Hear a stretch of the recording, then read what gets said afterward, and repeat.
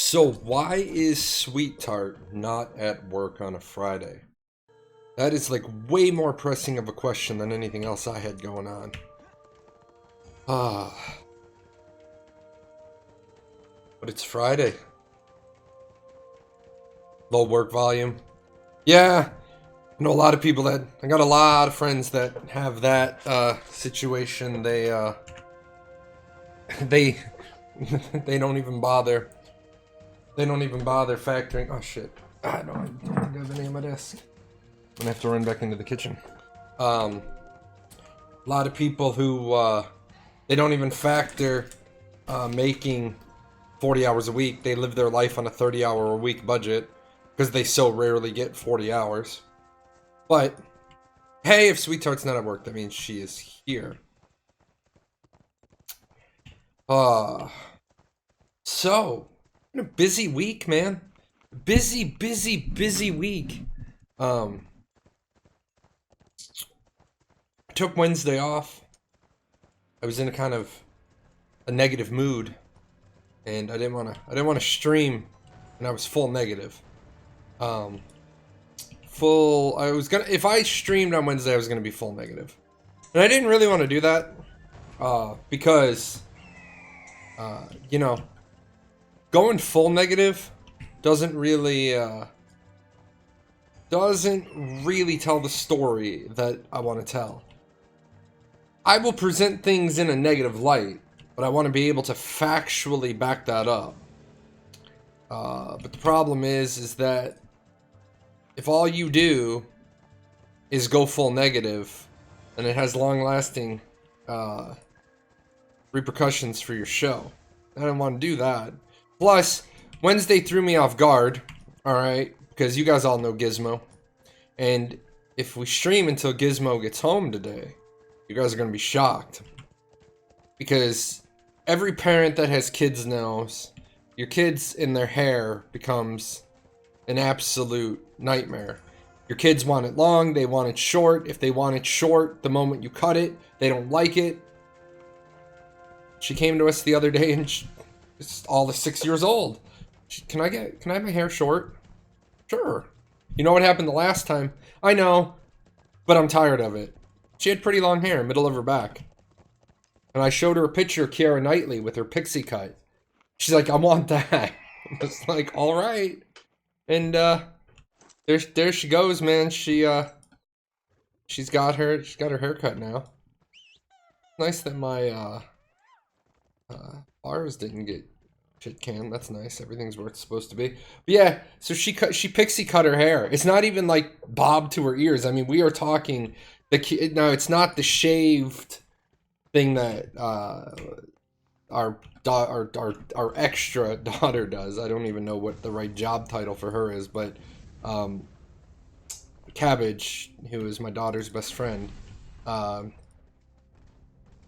has her hair cut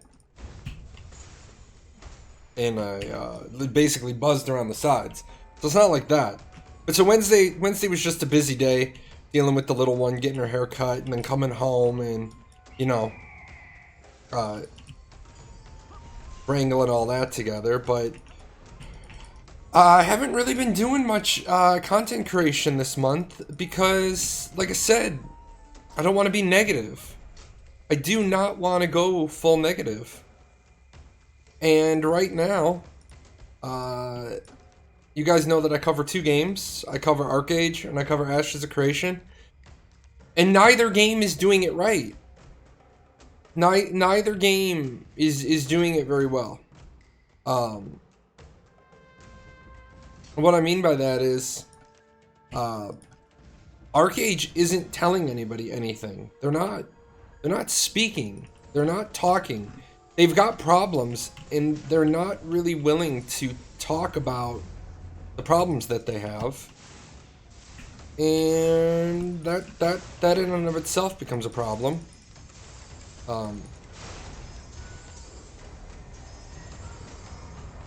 Because nobody wants to keep having, like, today you guys were telling me I started early. Tamir had to go out anyway, but I figured I'd start a little early because I missed Wednesday's show. And you guys were like, yeah, it's crashed like 3 times. I tried to log in. I got the wonderful error. I was like, this isn't good. You can't have this situation. Your servers can't continue to be this bad. If your servers continue to be this bad, then people are going to lose faith in your service. Now, what the worst part is I've had 3 videos get 10,000 views out of the Archeage 2019 edition, and those videos have only been up for 3-4 months.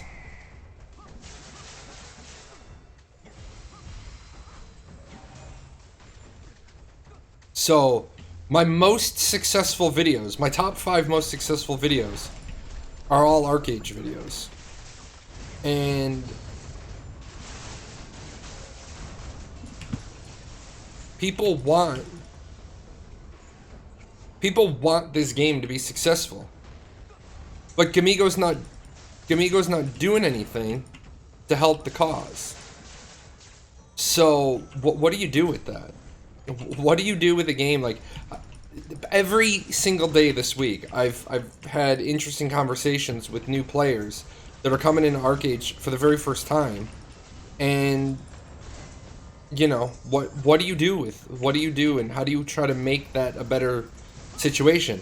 Well, you know, there's so much negativity around this game that gets hard. It gets really, really hard to, you know, convince people to stay. It's like Snippet came back. He can't get into his main account because he had the authenticator on it. And, you know, when you haven't played a game in a couple of years and you have your authenticator on it, and then you're, you know, whatever media that you have it on decides to go tits up, now you got to deal with putting in a ticket, and nobody wants to go through that shit. So, you know, how do you welcome players back to a game if your ticket turn time is 6 weeks? And it's not like I'm saying 6 weeks and I'm being facetious. I mean, anybody who's done any amount of tracking to the ticket system, you know that the ticket system is at about... You know the ticket system's at about 6 weeks. That's unacceptable.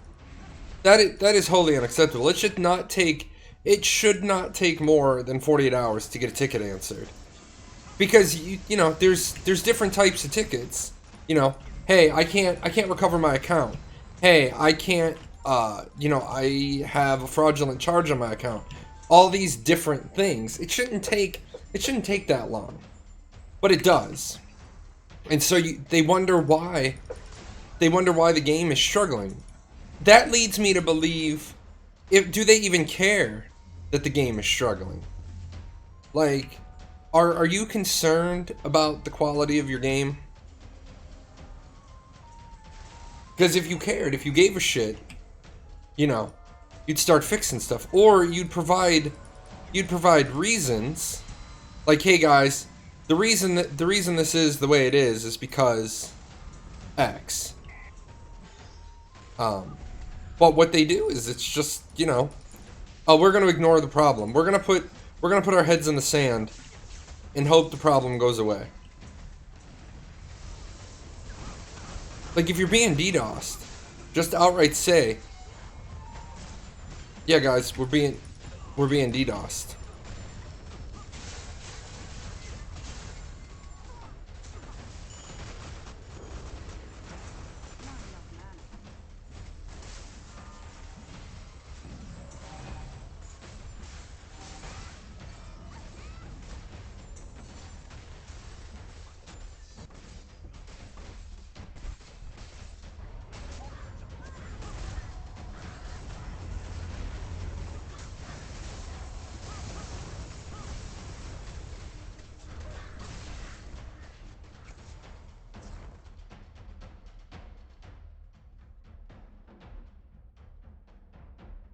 That was a lost cause.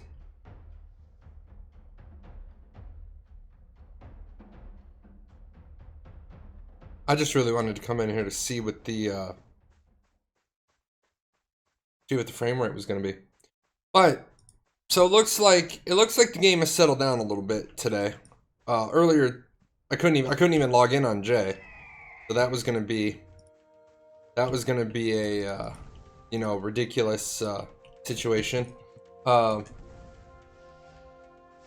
Yeah, Amigo is known. No, not Amigo. Gamigo. Amigo is the place that they post all the news on. Gamigo is known to be a grave for games to die in peace. Yeah, that's the other thing that shocked me. A first-person shooter that I actually really enjoy, Iron Sight. They got published by Gamigo as well. So I was like, what is going on with this you know, this idea and this mentality that Gamigo is going to start trying to publish new games. And so they have this crop of games. Rift is still in development. They are still doing development for Rift. They're closing Atlas Reactor. The Atlas Reactor is going away. In fact, Atlas Reactor is due to go away in in not long. So truthfully, I don't know what Gamigo was thinking. It's pretty clear that the only thing Gamigo wanted out of the deal was they wanted Trove. They wanted Trove. Trove is going to make them a bunch of money because of how Trove is set up. But honestly, I don't know why then that you're leaving the game to just stagnate and die. Why not do something with it? But, you know, or at least keep the server stable. I mean, goddamn, people are telling me, you know, people are telling me that the European servers are, some of the European servers are down more than they're up. I'm gonna be honest, I can neither confirm or substantiate that claim because I don't sit there anymore and track. I used to track server uptime and stuff. I had a second computer up. That way when I did my show, I could say, hey, kind of funny this week, this particular server's been down. But, you know, I don't do that anymore. I don't get into that level. Damn it. Yeah, I don't have any on my desk. Give me 1 second real quick.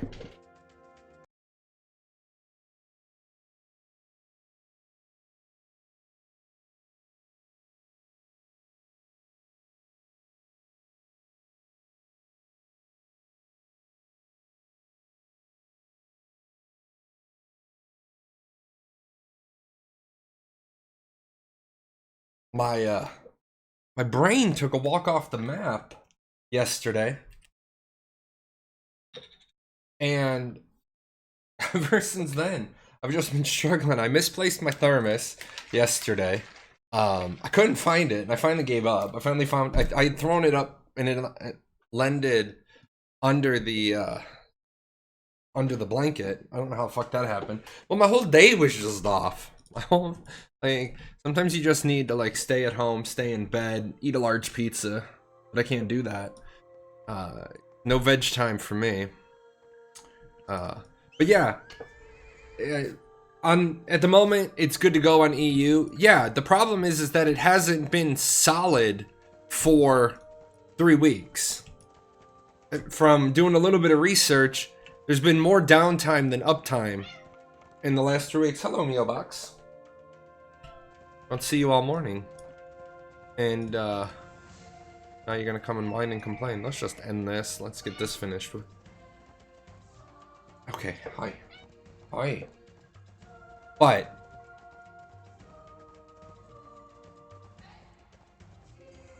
she knows it's stream time. I know, man. Her and Cloud,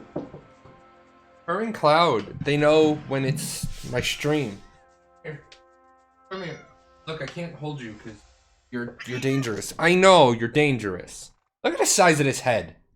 This cat has an 8-pound head. You're a 16-pound cat with an 8-pound head. I know. It's what she wants. She wants brushes.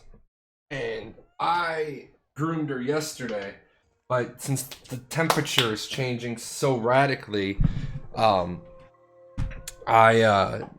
daughter, that one is my daughter's cat. So when my daughter gets home from school today, she needs to groom her. I groomed her yesterday because I didn't want her to get matted. She was angry. I had to groom mine. Mine was being a pest. The other two won't come down. Jerks. But let me tell you, you know, where I am with Archeage right now. Where I am with Archeage right now. Playing other games and seeing how other games are doing it, in following and studying other games. Wow, these people just get one shot. Like, they literally get two comboed.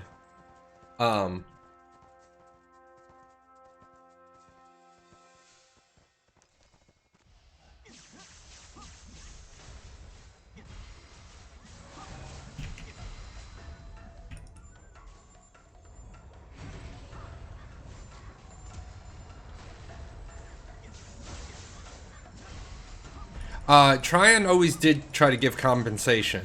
The problem is that you're not going to see Gamigo give compensation.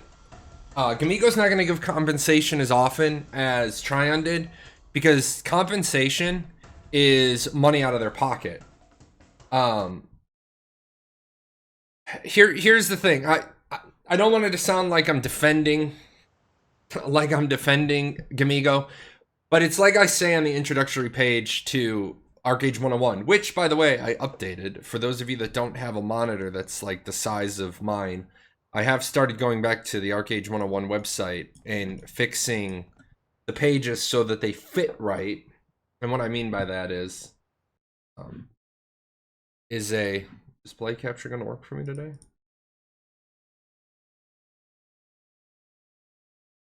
So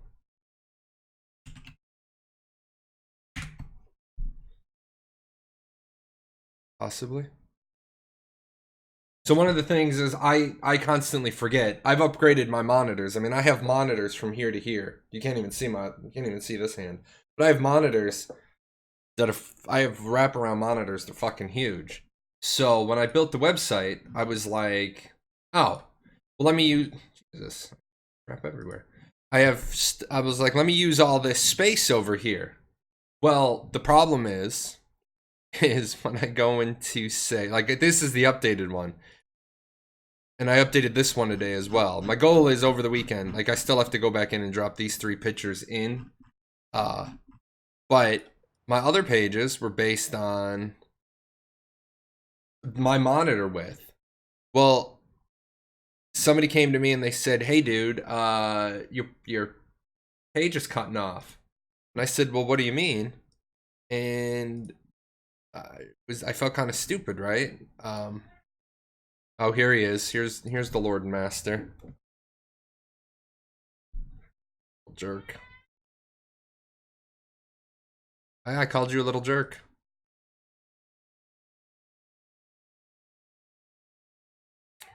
You want to be seen? Is that your problem?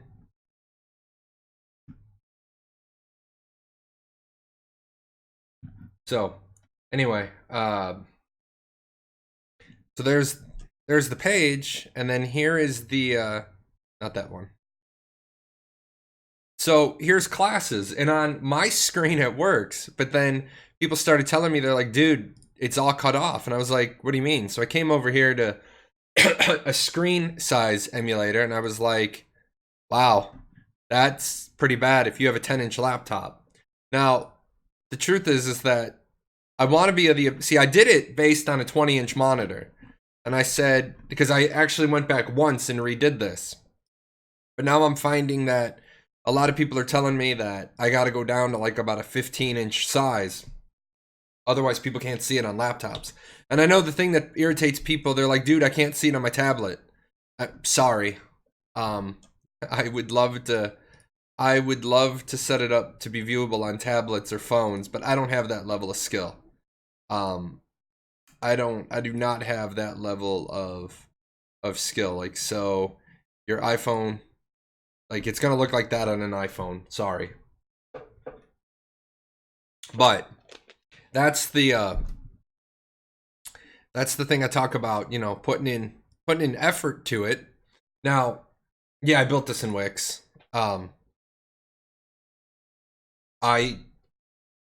have the ability to do basic HTML coding, and I have the ability to teach myself how to do it, and I am working on that as a hobby for Ashes 101. I plan on putting Ashes 101 up on a different website because I already own the ashes101.com domain, but that's a long project.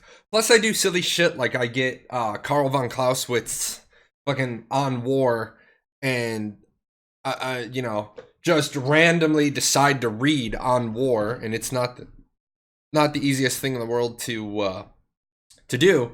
But to talk about the marketplace, right here on the beginning of the introduction, Archeage 101, I actually have a section called "Who to Blame for What," and you know, if there's a problem with, you know, game balance, class balance, armor balance, bugs, glitches, and basically the game or how the game plays, that's on Excel Games. If you have issues with billing, cash out purchases, server connection, lost items, lost patron time, communication on the patches, server uptime, patch notes, that's on Gamigo. So who are you blaming? The fact that Halsey runs like crap? Okay. The fact that Halsey seems to run like crap right now, that's on Excel because it runs like crap in Korea as well. But the fact that the European servers are up and down all the time, that's on Gamigo. If the problem was existing in North America and in Europe, then it would be a, you know,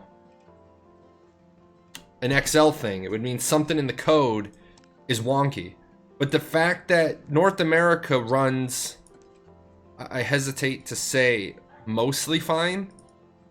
The fact that North America runs mostly fine, lets me know that it's something to do with the actual European servers. Hey, I'm supposed to start streaming in 10 minutes. So saith my phone. But, like I said, I have no problem with them updating the cash shop because they need to make money too. But what I will say, what Dreamglade says is that now we've got all these old RNG boxes, all these old pet boxes coming back. There is something wrong with that.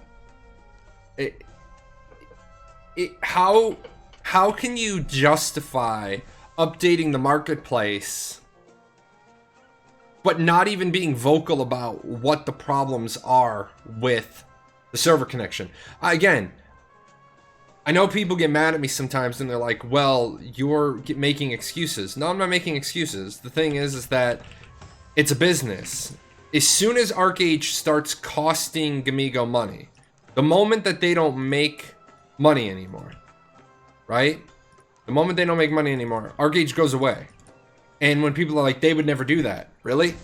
They bought Atlas Reactor, and Atlas Reactor is going away. Atlas Reactor will not be around.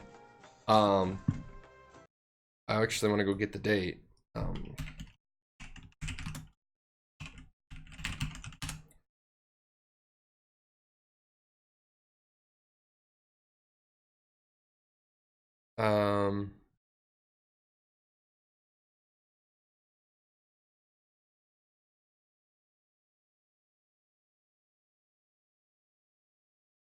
June 28th. June 28th. Now, here's one of these things. Here's one of these horrible situations. Crolin is now the vice president of development at Gamigo. And that's a fucking travesty. This is a guy, and I know people get mad. They think I'm beating the dog shit out of him, and I am, because he's never come out, and he's never cleared the air, and he's never said, you know what, Jay's right. I didn't know what the fuck I was talking about. Why are you not? Are you being difficult with me? Okay, let's go fix something real quick. Yeah, they put crawling up to that. I broke something and I want to fix it.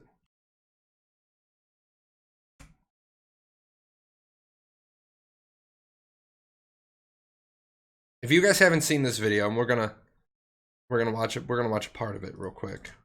Because people, a couple of times, some of the feedback I got on my show is that, well, I'm just slamming the shit out of Crowlin, and it's uncalled for. Well, it's not uncalled for, because, like I said, I'm never gonna go full slam on somebody unless I can prove what I'm talking about.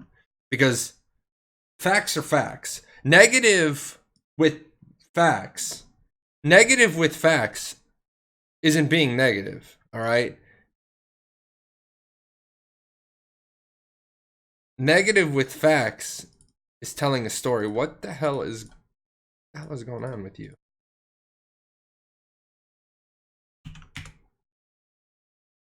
All right. I swear, there are gremlins in my system that decide on occasion that they don't want to work. Okay, congratulations, you're done. Thank you. But for anybody that wants to peruse it on their side, you can see the video there. Yeah, it's not. I don't know what the fuck is going on here. On my website, it's just not. Go back. What the hell? What in the hell, folks? Why is shit breaking? Like a giant conspiracy. It's how things work, man. It's like, because I want this to work, it doesn't want to cooperate. That is one of the drawbacks. To be completely honest, one of the drawbacks to Wix is that sometimes shit just does not work. There it is. That's why, because I had it sent to back, and that doesn't work that way. Yep, there we go. Okay. Fellas, are you still powdering your What the fuck? No, you don't need to, right?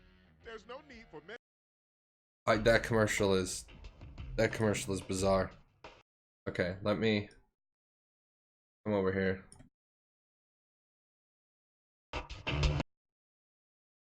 Play capture. All right.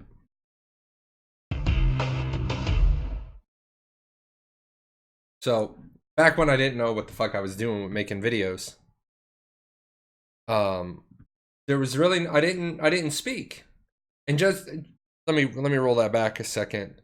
I had a feeling what they would try to do is they would try to take the video down. I had a feeling that since I'm such a at the time I was such a small creator. I mean, big company like Tryon goes to YouTube and says, this guy's using our footage, and we want it taken down. Well, I didn't short circuit that shit. I'm just going to tell you right now, I'm using it under the fair use provision and teaching. And cool thing is I have an education degree and I have a teaching certificate, so I can be like, yeah, here you go, it's teaching. But this is the shit that they said. What the Cash Shop will focus on at release is the standard things that it always has, and that's things like tax certificates, land upgrade, building management certs, those sorts of things. So the very first thing that they said was, you know, the Cash Shop is going to contain X number of items, and look at all the shit that they had thrown in, right? So either A, you knew what was going to be in there, Okay, because here's how it works. Either A, you knew what was going to be in there, and then what you just said here was a bold-faced lie. You just bullshitted to the community. Or you didn't know what the fuck was going to be in there, and you were supposedly the executive producer. So either you lied to the community, or you're incompetent. There is no other option. There is now he could turn around and say, well, I didn't know, and at the last minute, XL. Bullshit. Because we know that the publisher has always controlled the cash shop. So that loops around to you damn well did know what was going to be in the cash shop because you control the cash shop. Management certs, those sorts of things.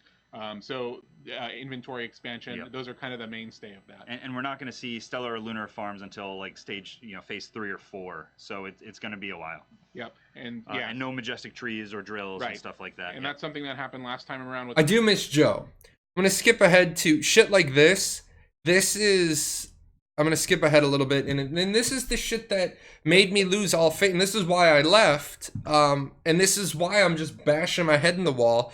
You got a gem like Archeage. Put somebody in charge of Archeage who actually gives a shit and who wants to face the community and talk, and you could fix this situation. You can go to Markala and all of them, but there's just nothing activated. You can go to the land, you can't place houses or anything like that, but it will be there, just nothing is interactive. Yeah, we haven't actually seen a build where that's segmented at stage 1 currently. Here comes the money. We haven't seen a build where it's segmented.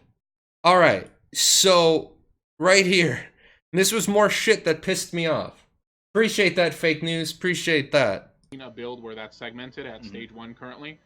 But the way that I've seen Archeage work in the past would indicate that the terrain in Geo is there. There's just nothing to do there. Yep. That's the terrain in Geo is there, but there's nothing to do there except way in the mountains on like Northern Sun. Except like this area is restricted and you get kicked out. So it was little shit like this. That, again, I've never seen a build where this is the case.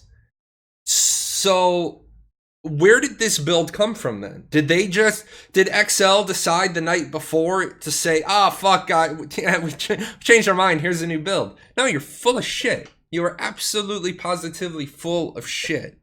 And then, where's the last one? Where you deal with unrealistic expectations. This is, you have to know what's going to happen with your build, with your game, and this is what they actually said. People will be running around with mostly heroic dungeon and mag gear. This is inside 48 hours, okay? This is inside 48 hours of launch, right? I argued with them. They only provide extra dungeon attempts, not a disproportionate number of attempts to those acquired through the in-game method. Scrolls do not guarantee, blah, blah, blah. Heroic gear, by the way. Heroic gear, right? Heroic gear. But divine weapon, divine bow, legendary bow, divine dagger. That's fucking, this guy doesn't even have goddamn dungeon gear. This guy's illustrious. He's triple illustrious, which meant, he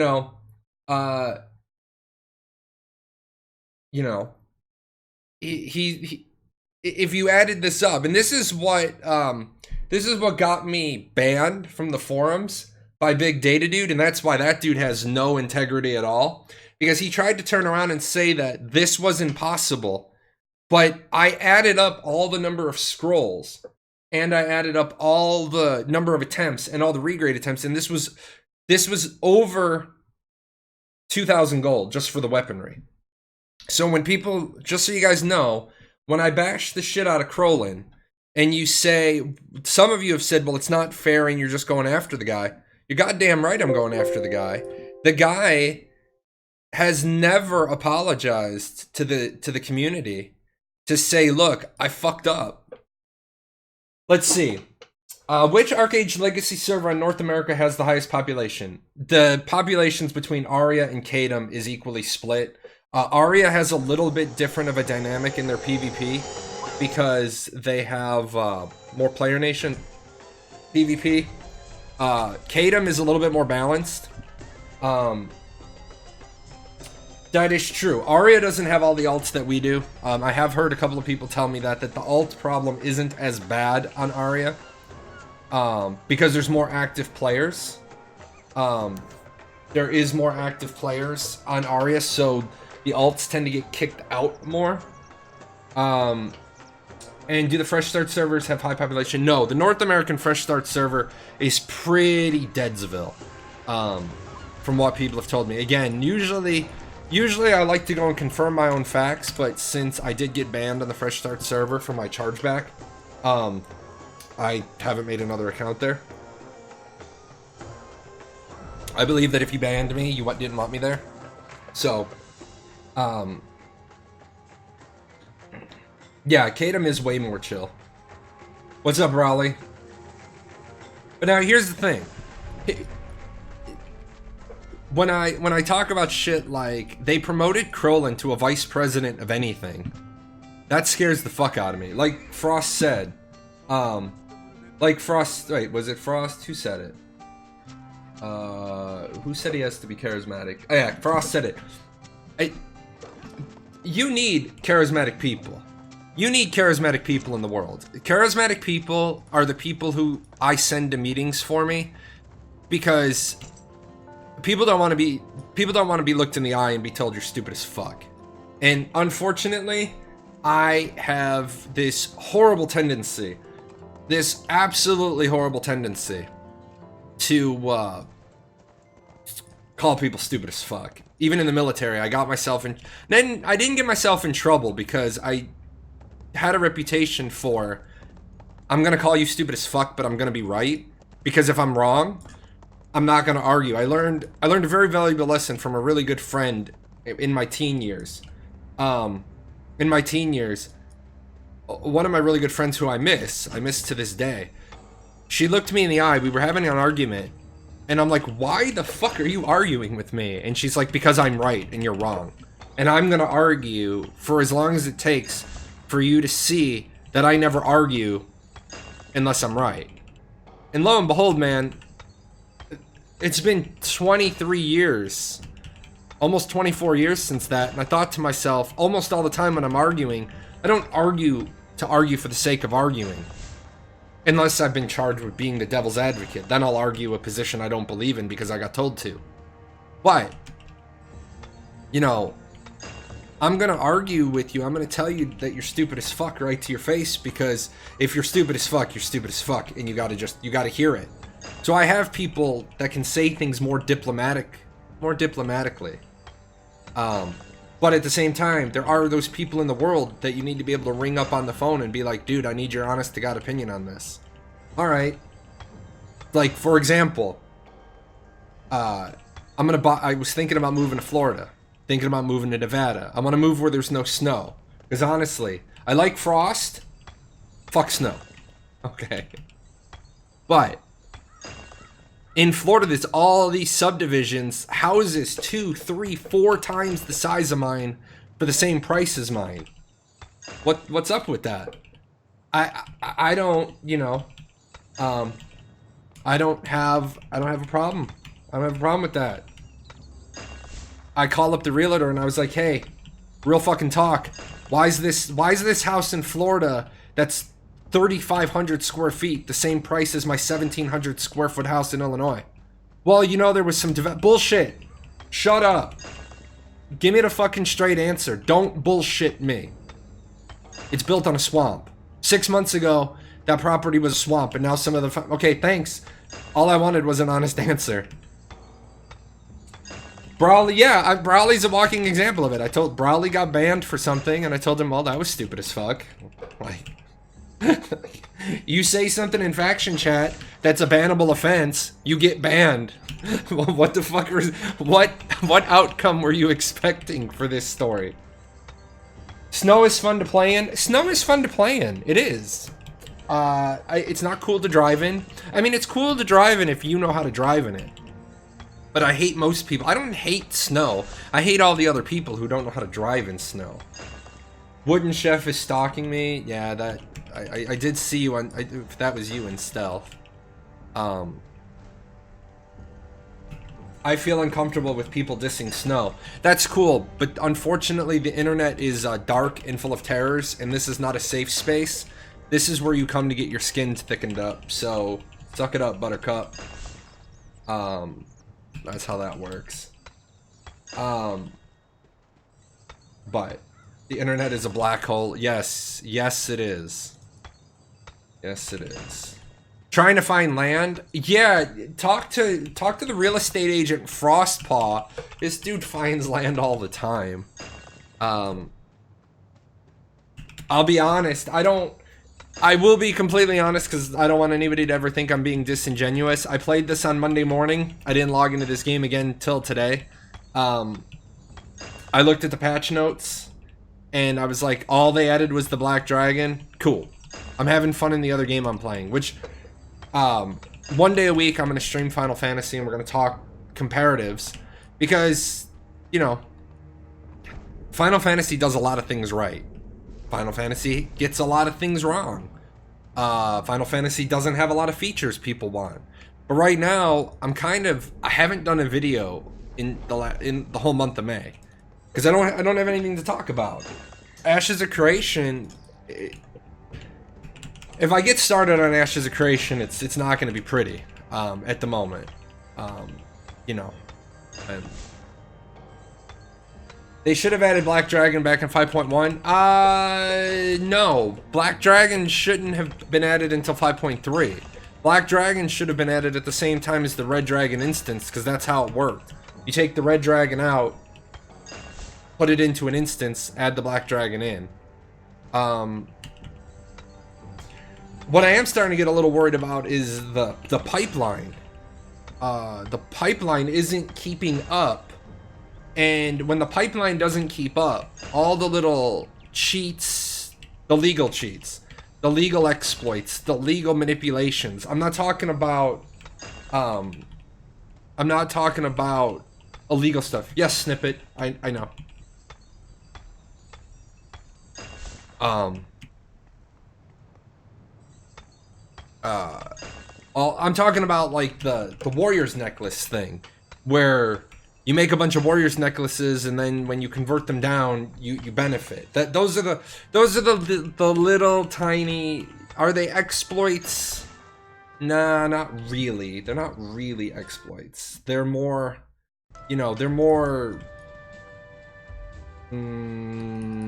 shouldn't do ems. They're more you shouldn't do ems, or you shouldn't have known about them. Black Dragon is way too strong. It's been killed once in Korea and it drops the best weapon in game. Well, if it drops the best weapon in game, it doesn't necessarily mean that it's too strong.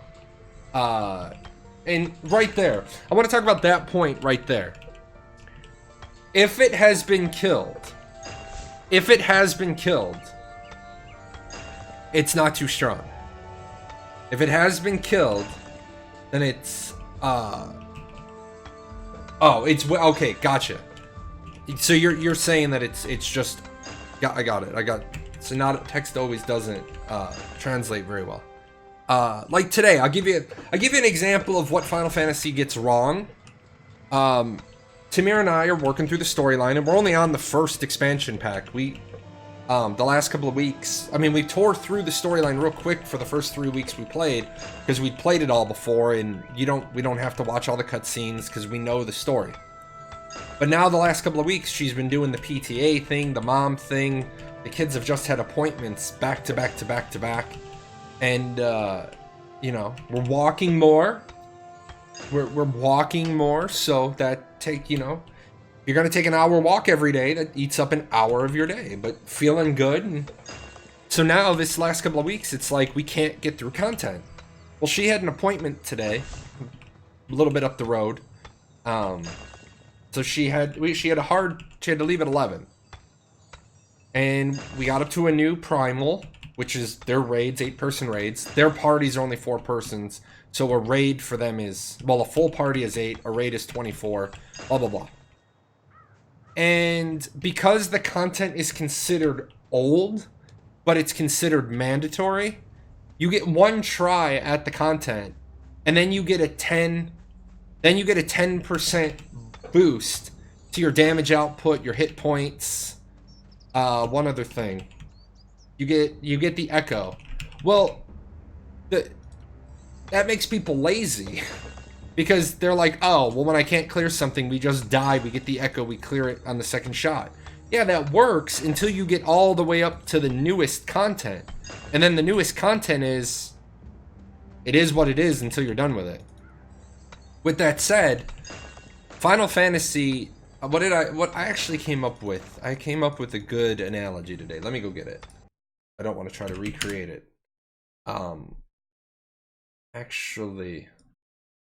Actually came up with, because I'm able to, it's cool when you play a couple of different games, because then you can talk to people in their terms. Somebody said today, coming from Final Fantasy XIV, this seems so overwhelming. I love MMORPGs and raiding, and this just seems like a lot of work.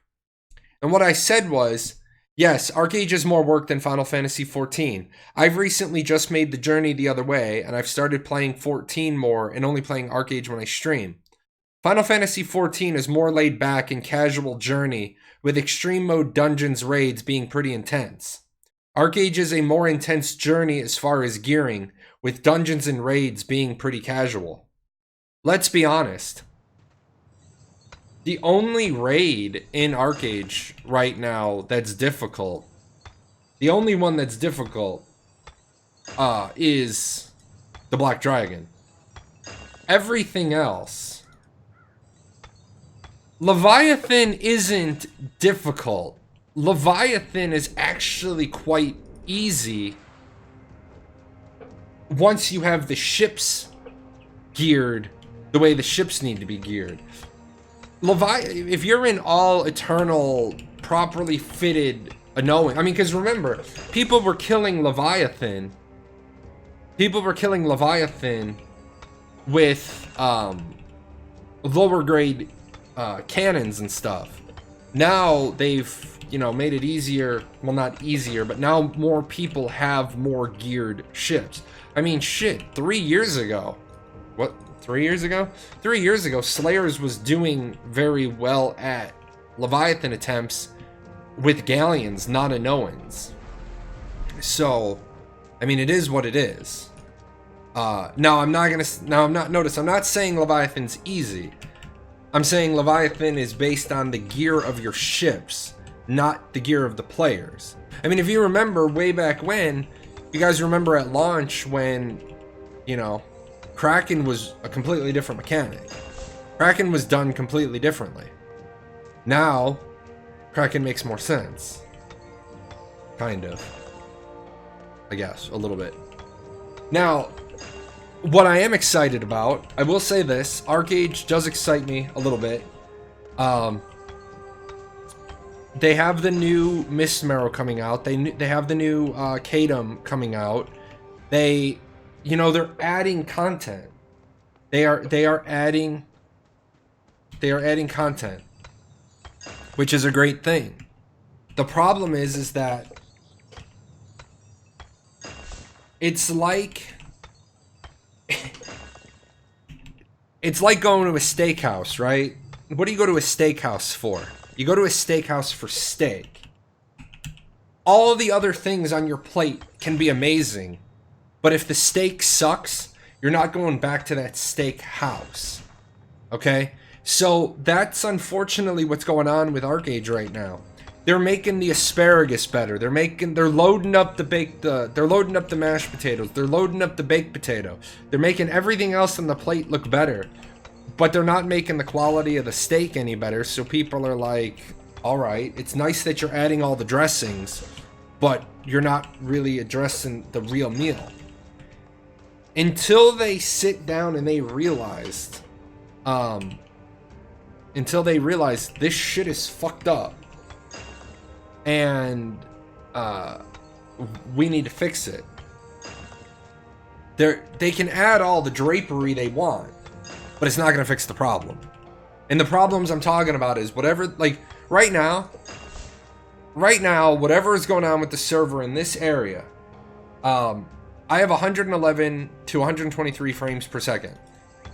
That is, and remember, I have 144 hertz monitors, so that's why I cap at 144. If you don't have high-end monitors, just do double your hertz as your hard cap. You don't need uncapped. You don't need 144. If your monitor is only 60 hertz, really somewhere between 90 and 120 is where you want to cap it.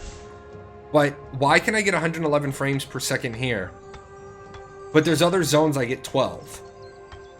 There's a problem there. It lets me know that there is a problem in something they've done. Now I'm not a developer, I am not a computer programmer. I don't know what the somethings are. But I can tell you that the little box grid areas that they build in Western Hiram Mountains may be too big. They may have too many things in each one. Because remember, every single thing that has to load drags on your computer. So I don't know what they did with West Hiram Mountains, but West Hiram Mountains runs like garbage. And that's one of those things they need to fix. How is it that, like I said, the build, how am I rolling at 125, 111, you know, and then when I get up to West Hiram Mountains, if I have 30, I'm going to be amazed. Seriously, if I have 30, I'm going to be amazed. And I'll be getting there a little bit. Pick up these while I think about it. Yeah, too many things in one place can lower your frames per second because, you know, you're trying to render all these things. And even if, just because you don't see it, on your screen doesn't mean your computer doesn't have it loaded. That's why ever play on a really shitty computer and as you move, it doesn't even have like this wall rendered. Like as you get there, it's rendering the wall. Well, that's because your computer can't handle loading stuff. Obviously, I can see. Like there are people who play who can't even see this mountain. Anyone killed the black dragon yet? No, I don't think so. I mean, once in Korea, but I don't think anybody killed it in North America yet. I saw Shoot.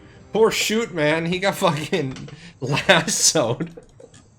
Fucking owned. Like, the Black Dragon wasn't even playing with Shoot. Black Dragon was like, fuck you, dude. Get away from me. You shot me in the ass with that bow 3 times. You gotta go. Ugh.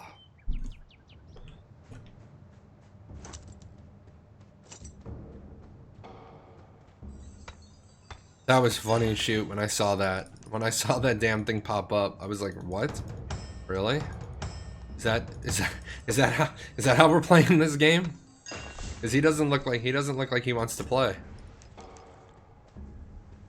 Later on in the show, I will be giving away an Apex. I will be giving away a $10 gift card. I got stacks and stacks and stacks of gift cards and stuff to give away.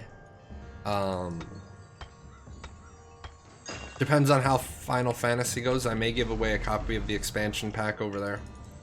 I wish Ashes was back live so I could give away the legendary path to people while I play some Ashes.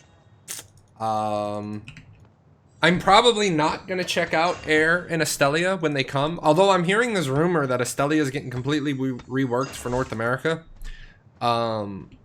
Whether it's true or not, I don't know. I mean, I'm at the point, again, why I didn't stream on Wednesday is because I was going to be full negative on Wednesday. I was going to be full jaded. I was just in a jaded kind of mood. And I don't want to do, you guys want to hear factually based jaded. You don't want just opinion based jaded. But one of the big things I'm at right now with all these games in development. What's up? One of these games that I'm in, one of these mentalities I'm in right now is blah blah blah. And whenever a developer at any video game is talking, it's blah blah blah. All you're saying is blah blah blah. do that resilience test for me? Nah, dude, I started that resilience test. To do the resilience reduction percentage test is thousands and thousands of attacks. It's thousands and thousands and thousands of attacks, and you got to do multiple builds and multiple people, and it's ridiculous to do the resilience testing. We've done it several times, and because what you need is, so that you understand how difficult the resilience testing is, you have to have somebody with crit rate of 100%. It has to be 100%.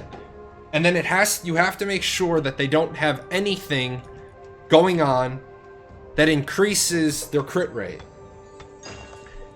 They can never have anything that takes their crit rate up. And then you have to have multiple people with... Now, this is where it gets to be a real pain in the ass.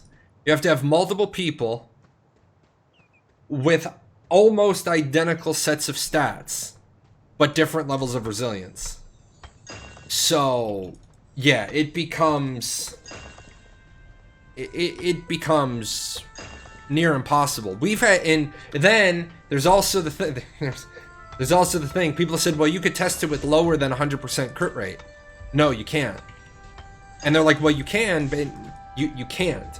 If the person doesn't have a 100% crit rate starting out, then all of your numbers are potentials, because every hit that you've thrown, did you not crit me because you didn't crit?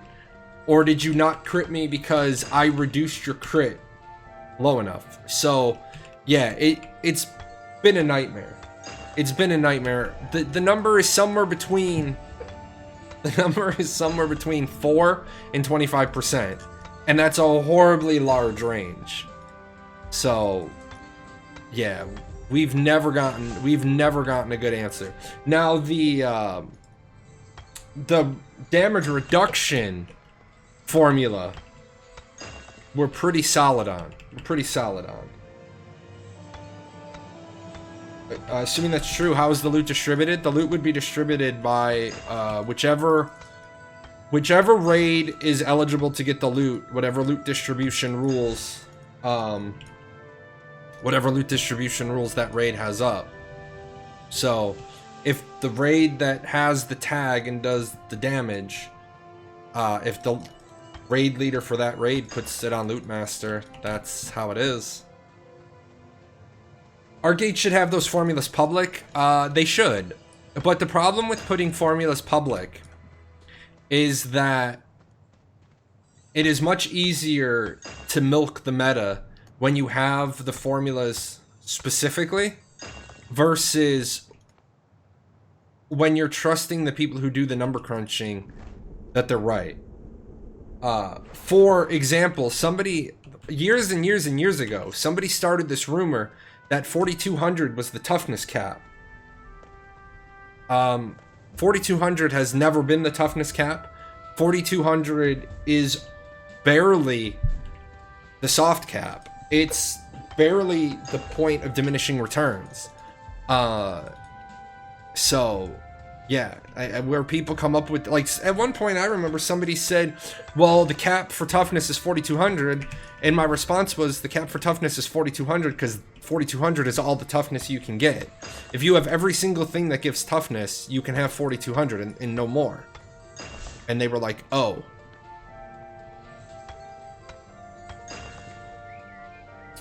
There you go. So, the dragon egg drops 1. And oh yeah, that's right. If you didn't already have a dragon, you can only get a dragon if you get the dragon egg from the black dragon, because the red dragon doesn't drop it. That would be a cool thing to throw in the gold chest, or in the dragon pouch. That'd be a cool thing to throw in there. Instead of 2 gold crates, throw in the chance to get a dragon heart.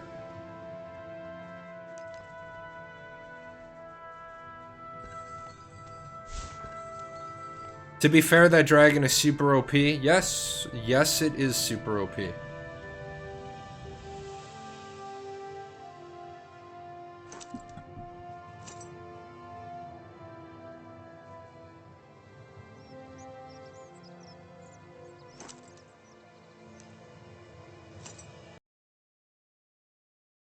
That dragon is super OP. Still need 50k to, yeah, 20, yeah.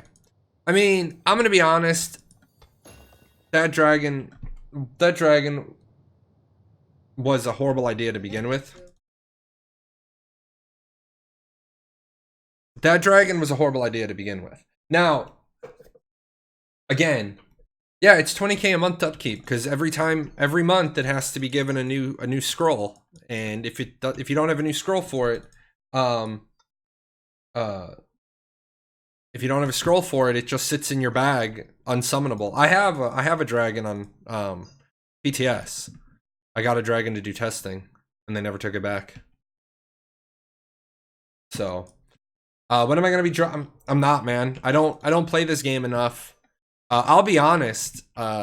Even if I was in a raid that killed the black dragon, I wouldn't want the black dragon egg because it would just sit in my collection of bullshit that I never use. I wouldn't want to be that. I wouldn't want to be that guy. That would suck. Now, I will say what I do like about that is that mount has shaped the development of mounts in other games. Because other games have decided that you won't get an Uber mount that's yours permanently. You will get an Uber mount for the duration of your term as something. Like Ashes of Creation is a good example of this.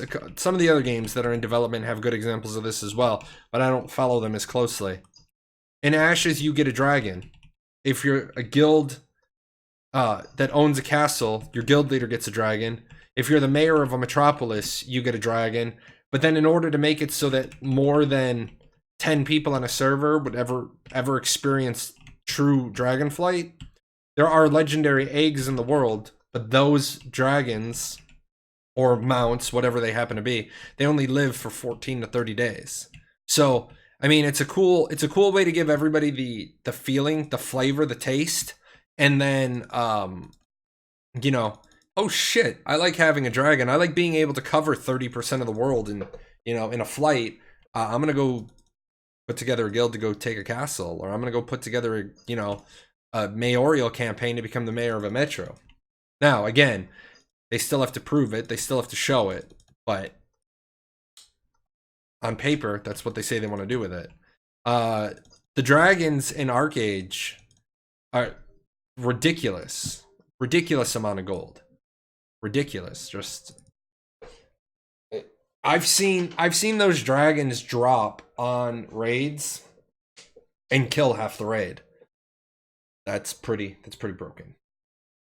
Get it and sell it. Yeah, I mean that's more likely what would happen. I would get it and sell it. I wouldn't raise it.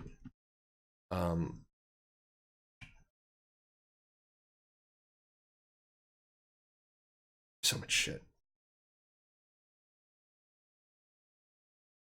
But like I said, I barely even log into the game anymore, so I wouldn't feel good about taking a dragon and then having the dragon egg on my account, and then that's just one more thing that's not there.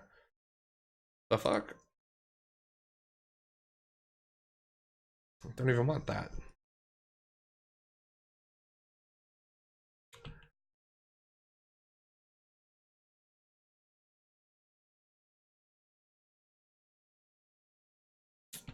Silver key, 12 gold. Yeah, I need to make more gold.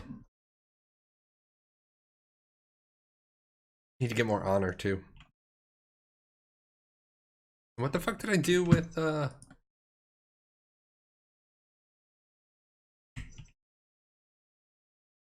there they are.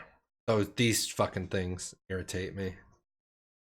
Those things irritate me, and remember on Monday, guys, I rolled that I rolled shield def pen to shield def pen rate to shield def pen to shield def pen rate. And I'm just like, really? Is this for real right now? because this doesn't feel like it's for real right now, and I just got hosed.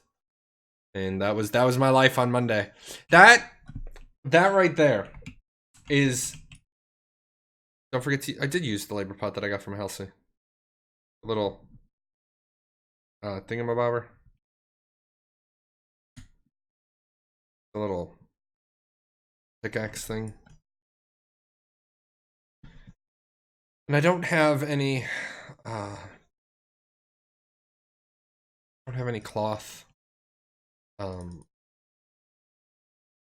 Don't have any cloth Hiram armor. I gotta go farm for that as well. I gotta farm for lots of shit. Now, the difference is, here's the difference. I like when hard work pays off. I don't like when hard work provides opportunities for luck. I love the fact that, you know, I like games that are linear in the work. Final Fantasy 14, what I'm playing right now. You do X number of dungeons, you get X number of tokens, you go to the vendor, you buy your gear. It's just that simple. You want crafted gear, you go and get X number of materials. Now there is RNG in when you craft, whether or not it's high quality or not, but you can control that. You can control that to a pretty good extent. If you get a high level crafter to make your shit, then your stuff usually comes out high quality. With that said, I didn't mind Archeage for years because it was open world. But now the problem is that it's less open world and it's more theme park. It's a theme park that's operating on open world rules. Well, that's not a good combination. Oh shit, I gotta put the other version in.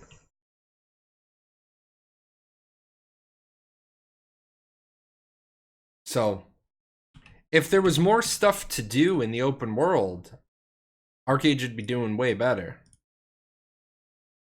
But unfortunately, they've pretty much made it where it's a theme park game.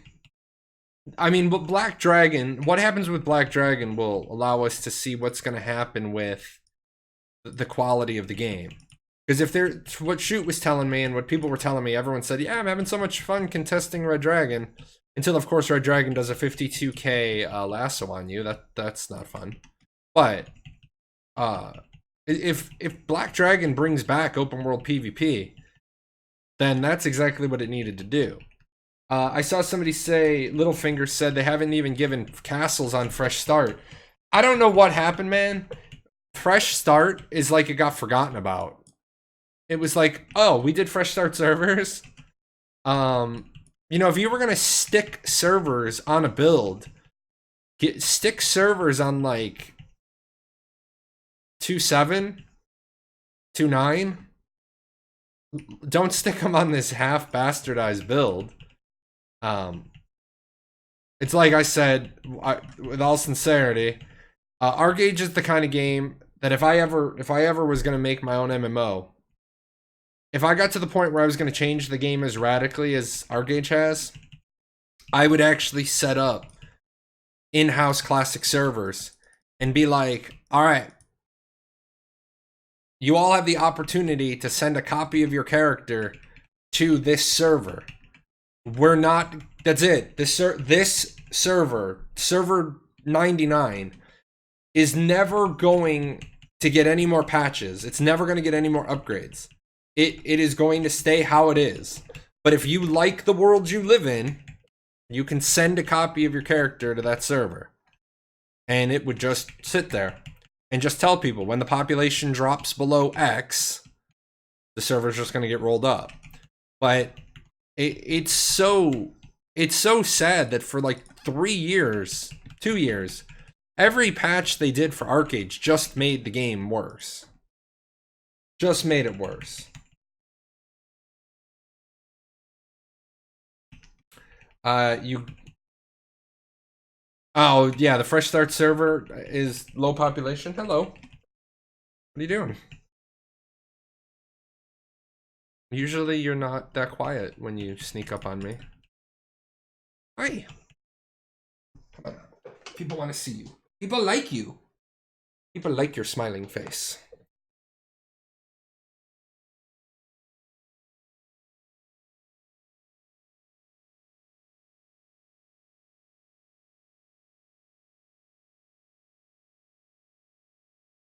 Oh, you don't want to be seen today? You want to hide?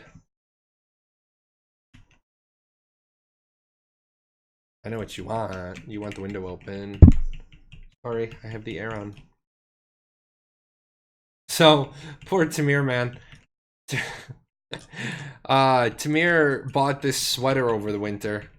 And, you know, because Tamir has tattoos. And so when you work at a kid's school, it's just, you know, it's polite and, you know, decorum states that if you're at a little kid's school and you have tats, wear long sleeves. Cover your tats. That way you don't have kindergarten, first grade, second grade kids asking you about your tattoos. Not that there's anything wrong with them. Shouldn't have to cover them, but it's one of those bullshit scenarios in life that it's expected. Whatever. She buys this sweater. And her arms break out. And she's like, what the fuck's in the sweater that's breaking me out? Turns out she's allergic to cats and dogs. Why should she be inconvenienced by that? She shouldn't, in a society that had its brain on. She shouldn't be, but you know, we're not in a society that has their brain on. You know, you have the parents that don't have time. Let me rephrase. You have the parents who won't make time to go to their kids' school to volunteer, but then you want to criticize the volunteers that do come up. It's a sticking point with me. Hi. Sweetheart's not paying any attention. She doesn't get to see you. Oh, you're being feisty. Why are you being feisty? Feisty. Nobody else want to play with you? Did you annoy all the other kittens? But yeah, I agree. I agree that it's plain stupid. You know.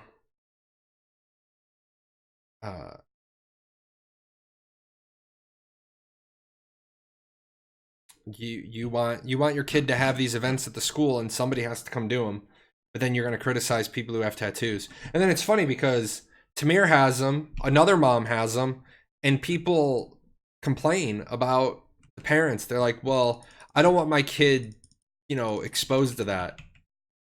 And then that's fine. Parenting is one of those, you have every right to say you want what you do and what you do not want your kid exposed to. Now, whether or not it happens, that's a different story. But you have the right to say what you want your kid and not have your kid exposed to. But at the same time, I don't want to hear your bullshit that you don't want your kid exposed to people that are tatted up, and then I meet your husband and your spouse has tats down both arms. In that case, please shut the fuck up. Like, you know, please shut up.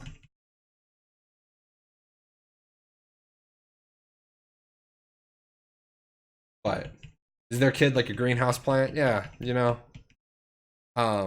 Man, you would be surprised at some of the bullshit. Like I'll give you a funny one in hypocrisy. My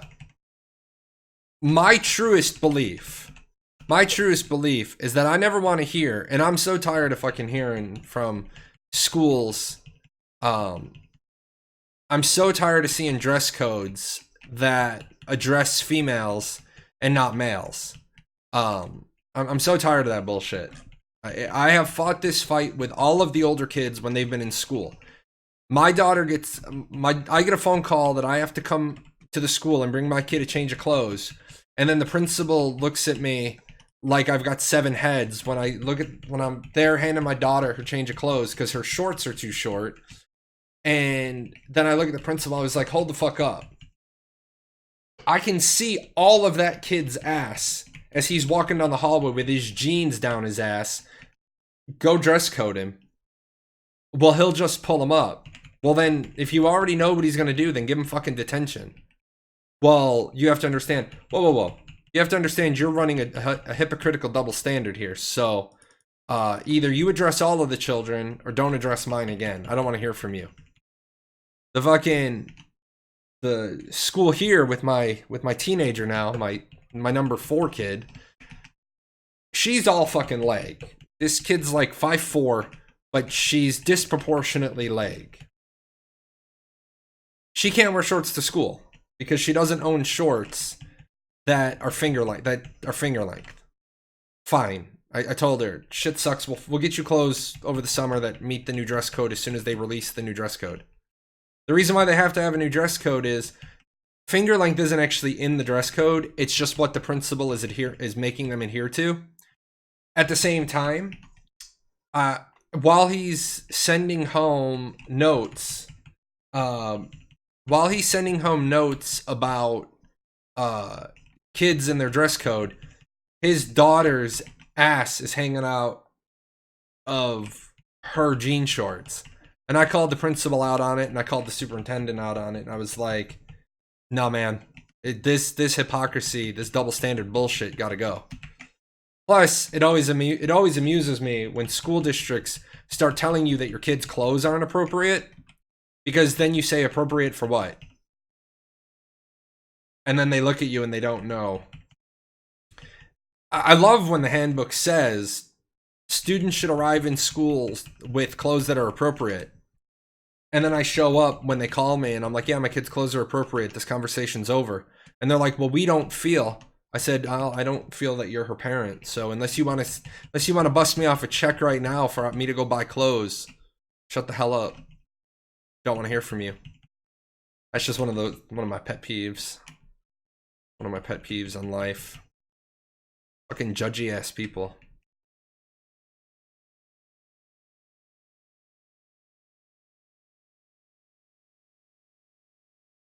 But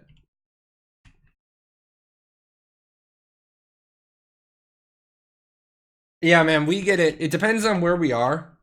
It depends on where you are in the country. We've lived in 3 places.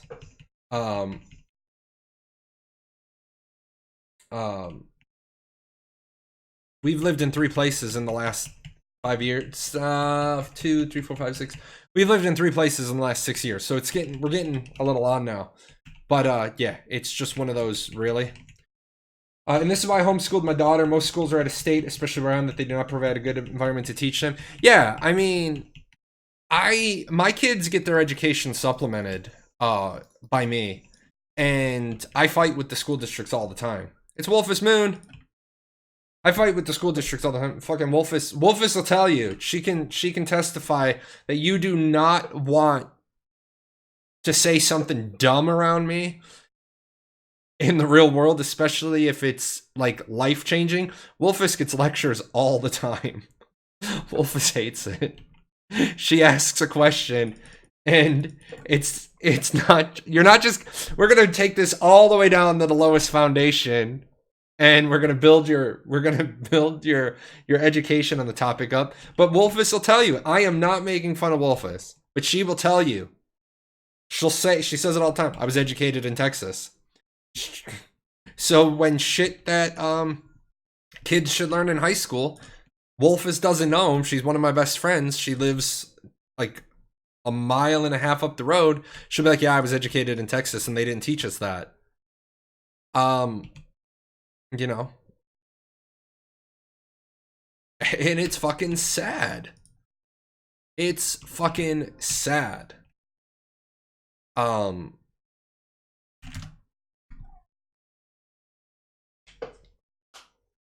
whole context of states is weird to you. Yeah, of course it's weird to you. It's weird to you because you got a different version of American history. Yes, that's exactly what it is. The truth of the matter is, the only time in American history that the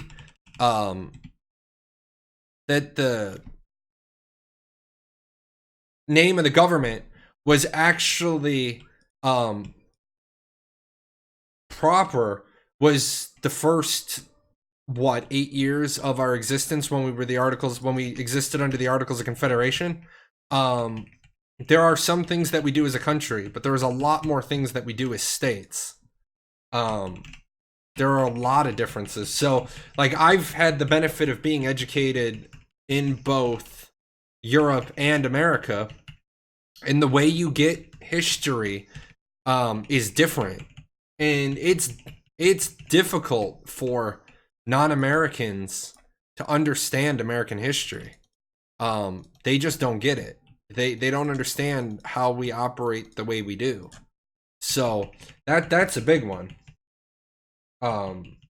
That's a big one for people. Yeah, and Texas, 100% agree. Texas is one of the best states in the entire country for teaching the history of Texas.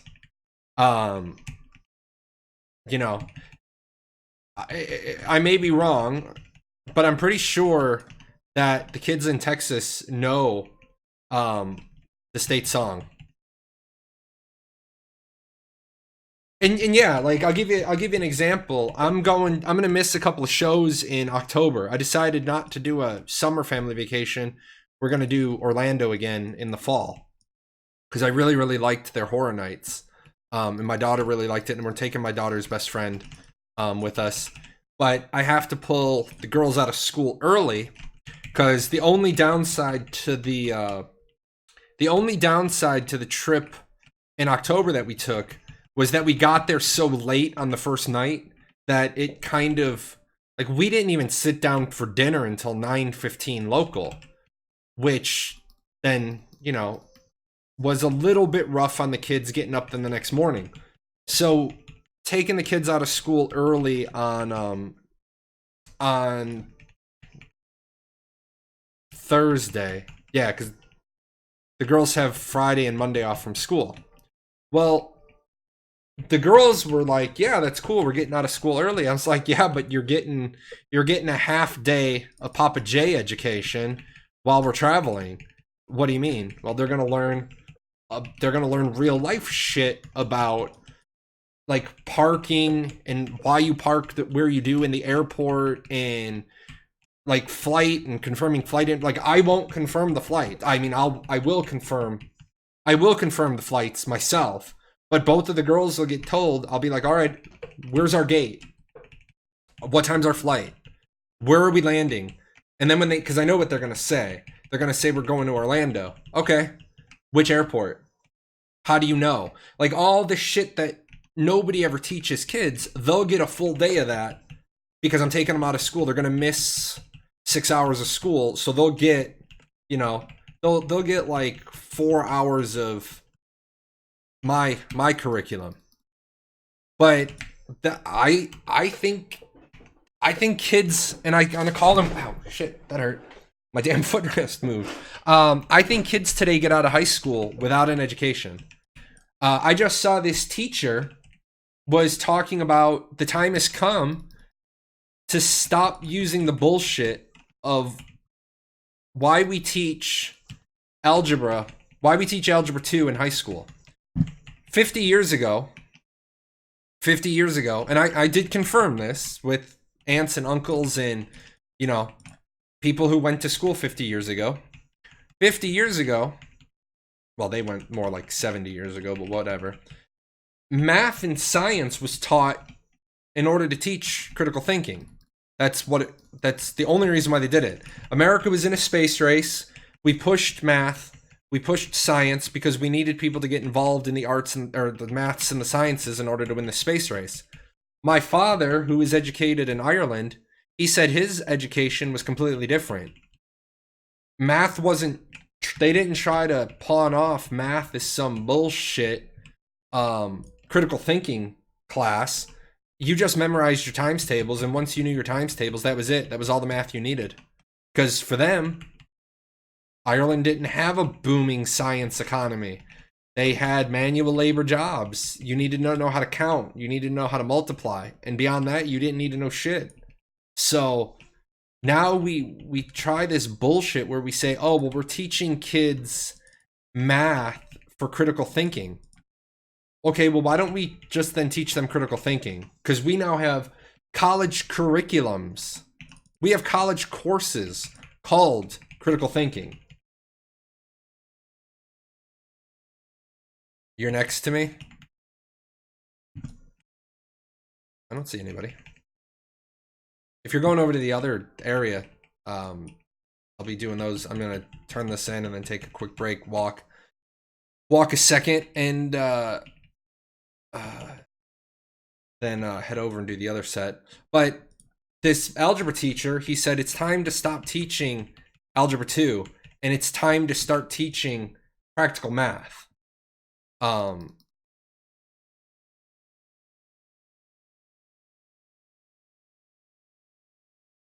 Actually, you're in another group, so you need to invite me.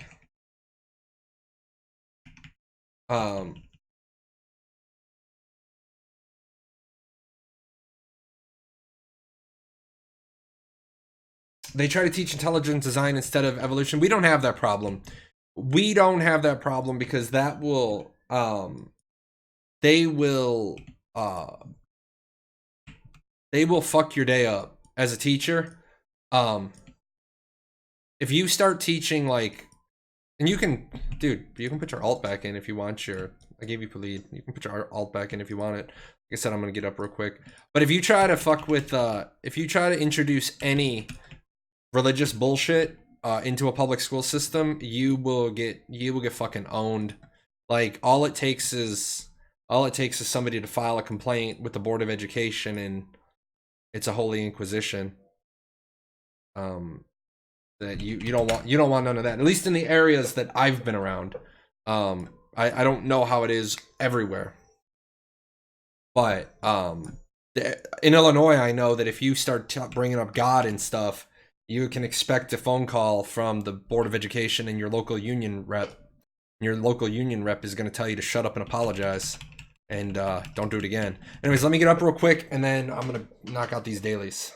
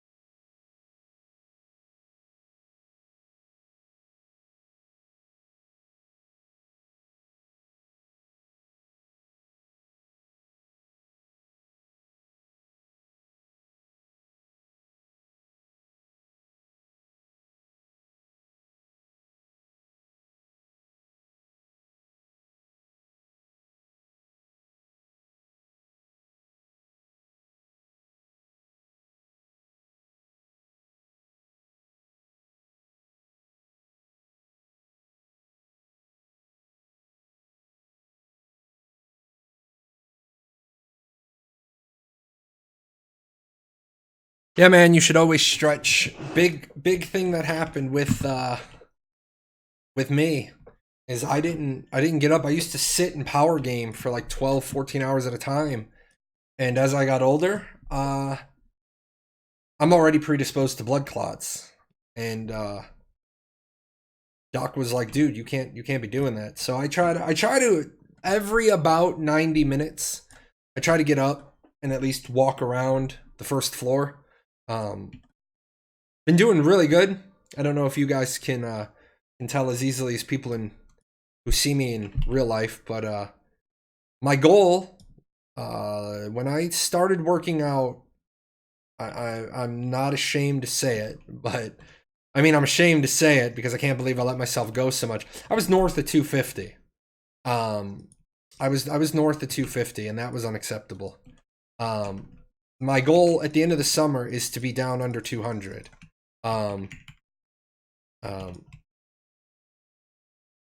My goal is to be down under 200. Been walking every single day, and it's funny because I make Tamir go with me, and Tamir will say, "I hate walking, but I like the way I feel," because it's like the doctor says. You tell the doctor tells you need to lose a little weight, you need to walk a little more, work out a little more, eat a little better, and you'd say to the doctor, "I don't have time for all that." And the doctor says, "Do you have time to be dead?" So that's basically what the doctor told me. The doctor's like, "You gained so much weight so fast that if you don't lose some weight, you're not going to be around to see your kid graduate high school. You're like one steak dinner away from a massive coronary. And I'm like, all right, well, let's get that under control. It's all about working. It's all about working for it. But loop that back in with our educational topic. You know, it amazes me that kids don't get basic first aid. Kids don't get, like, if they get nutrition at all, they get like the very basics nutrition, like the USDA food pyramid, and that's all they get. Like, how about we teach? Look at this guy go. Can't even keep up with him. Goddamn specters.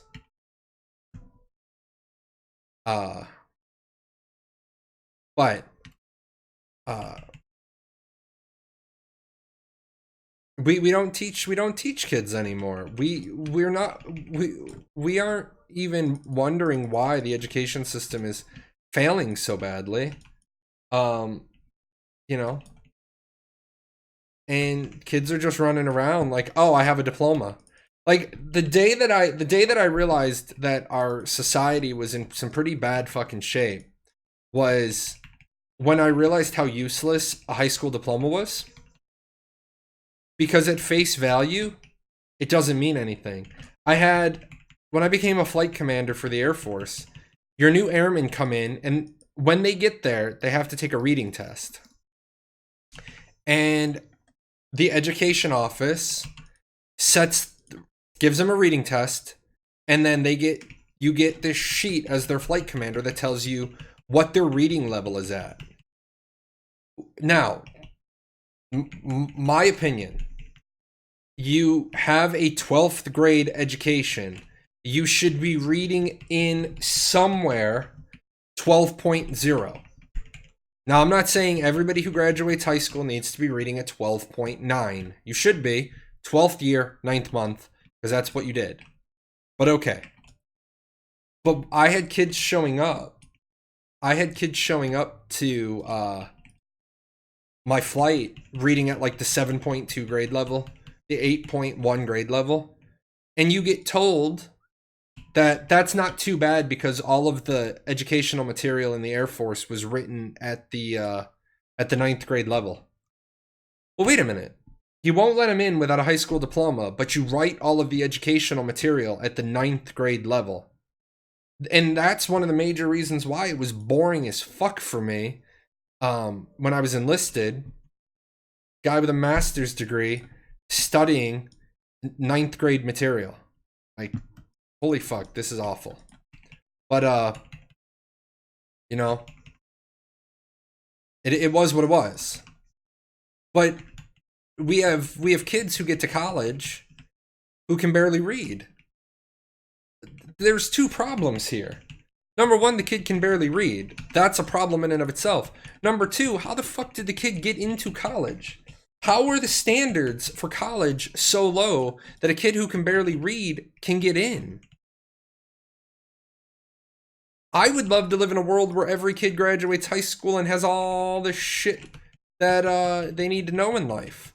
I know that's not going to happen because you need, you know, we would have to put Voc Tech back into schools, and, you know, unions kind of fucked themselves. If you studied the history of unions, they fucked themselves over.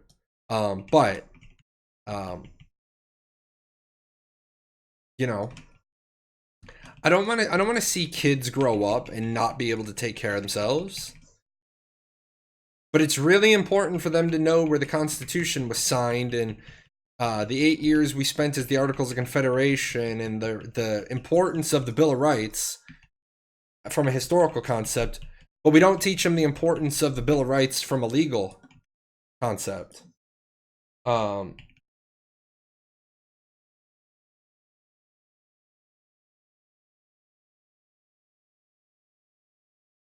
Yeah, my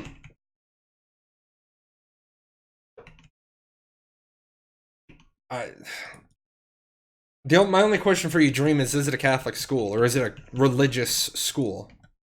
That would be my only question for you on that one. to normal school, then I would have been, well, again, different cultures, different countries. I nearly lost my shit. I nearly lost my shit from a political scientist perspective when the music teacher was sending home religious songs. And I get it that there are some styles of music that can only be taught with by using religious songs. But I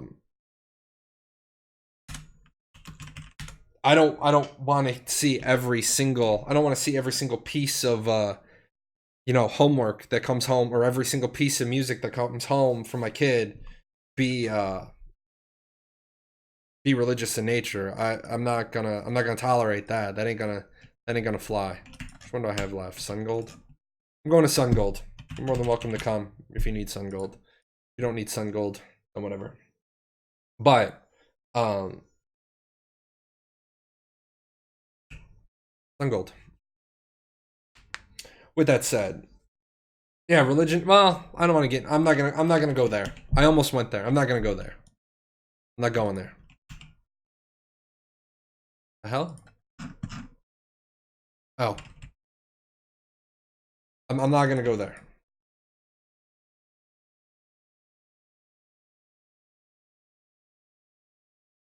Yeah. Yeah, the Lord of Light. There are a couple of things. Oh, look at this pimp go.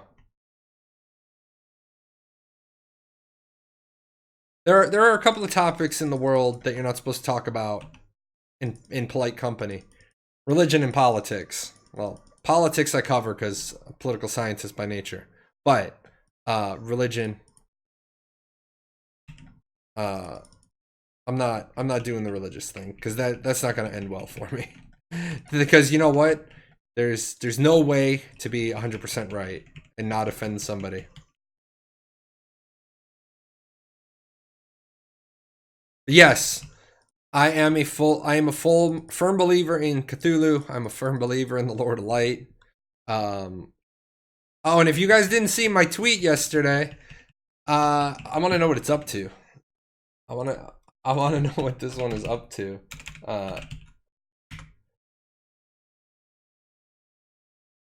850. I'm going to share this with you guys just because 854,000 people have signed a petition at change.org to remake Game of Thrones Season 8 with competent writers. That's fucking savage. That is fucking savage. I did a little bit of research, and here's why I'm disgusted. HBO offered them 10 episodes for the final season because of the feedback that 8 episodes in the previous season wasn't enough. They got offered 10 episodes to do it. Yeah, no spoilers. We can say that we're disappointed with season 8. But they got offered 10 episodes by HBO. And they turned it down because they want to get to Disney. They want to get to that Star Wars thing. I'm so tired of people saying that these guys are good writers. Look at their resumes. They don't have shit on their resumes. The one guy that has anything of value on his resume has Brothers, and he has X-Men Origins. I'm done with these. I had 20 already, so just whenever you're done, let me know. Yeah, and there is some stuff that has to get axed out of every TV show. Any TV show based on a novel is going to have shit that has to get axed. Because there's just not enough time. Now, I said, and if Tamir wasn't at an appointment, she could back me up on this. What I said was, the Wall, the Night's Watch at the Wall, shouldn't have been included in season 3. It should have been its own 6-part miniseries.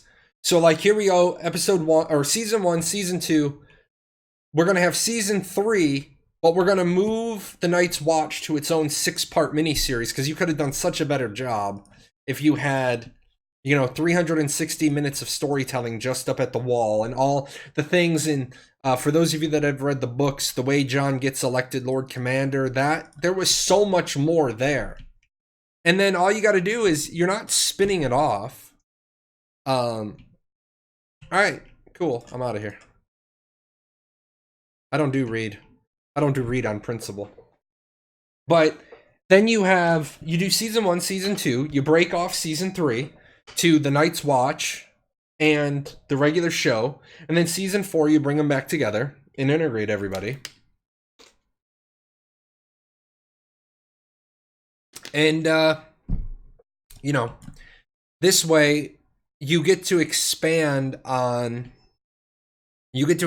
some parts a whole lot better. And then, you don't feel rushed.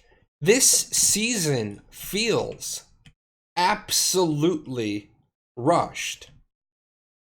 And it's now when you find out that these guys they had the opportunity to have 4 more episodes.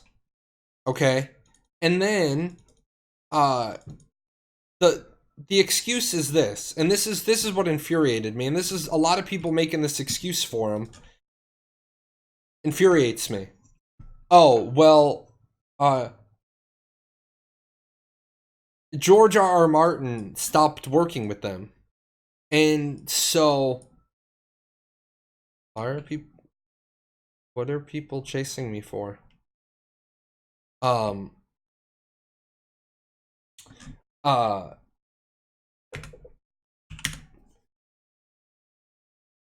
They said, oh, well, the writing got bad because George R.R. Martin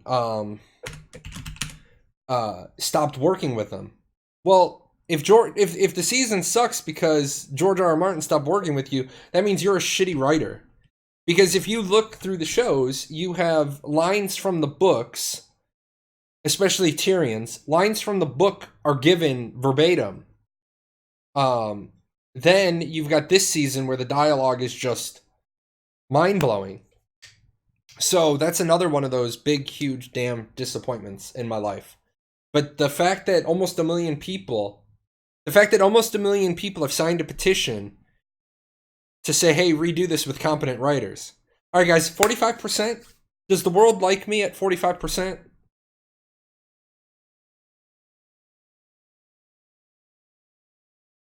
Holy shit, the world likes me!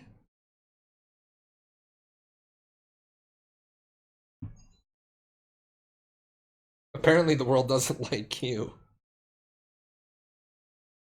It's a dog-eat-dog world, man. Opened your greatsword at green with crit rate and crit damage. And the world doesn't like you, why?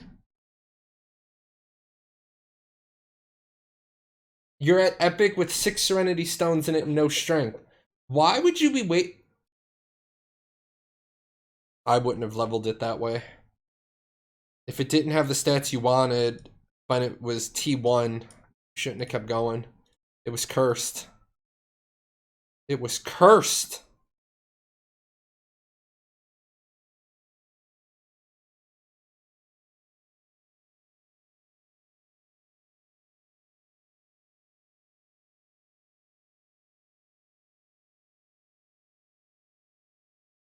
This is cursed. That is cursed. Everything is cursed. You're clubbed open with spirit, crit heal bonus, and crit heal rate. Yeah, I had one piece. One of my off weapons. I think it might have been my bow. It was either my bow or my dagger opened with what I wanted. So that was kind of cool. I appreciated that.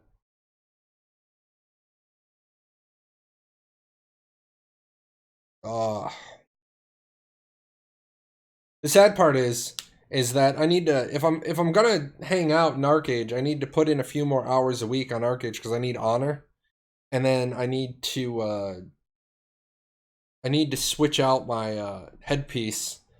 I need to switch out my gems from my Pure Hearted into my Brilliant.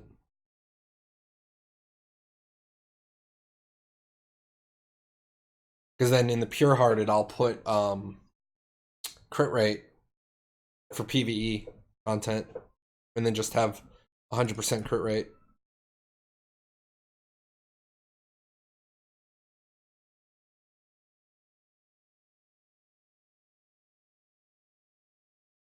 But no, it's a shame. Actually, I wanted to check something. I want to check, see if they finally posted it. I don't think they did.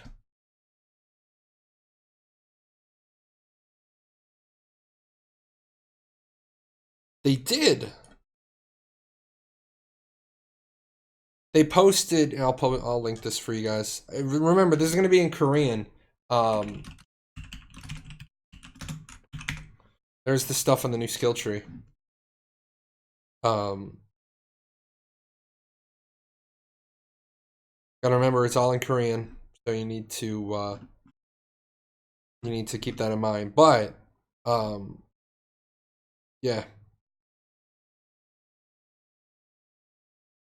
As his nickname suggests, it is considered to be the beginning of Double Sword of the first Shadow Master and Shadow Moon.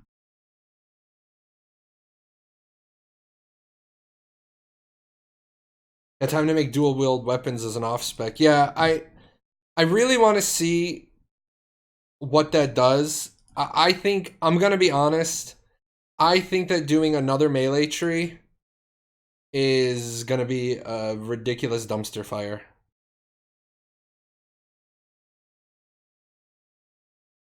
A ridiculous dumpster fire.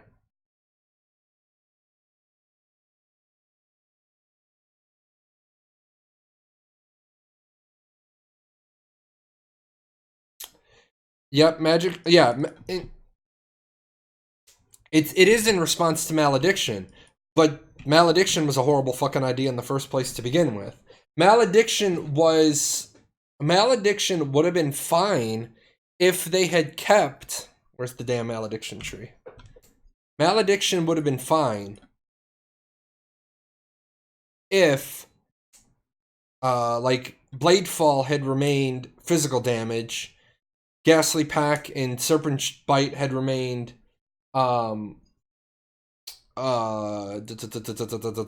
range damage. The other ones had remained, magic damage. But making it all magic damage, you literally gave all of the effects to sorcery. It shouldn't be considered as a main spec for mage. No, it shouldn't. 3 skills from archery? Yeah, but here's the problem, man. You had 3 skills from archery that got moved to a tree and got fucked.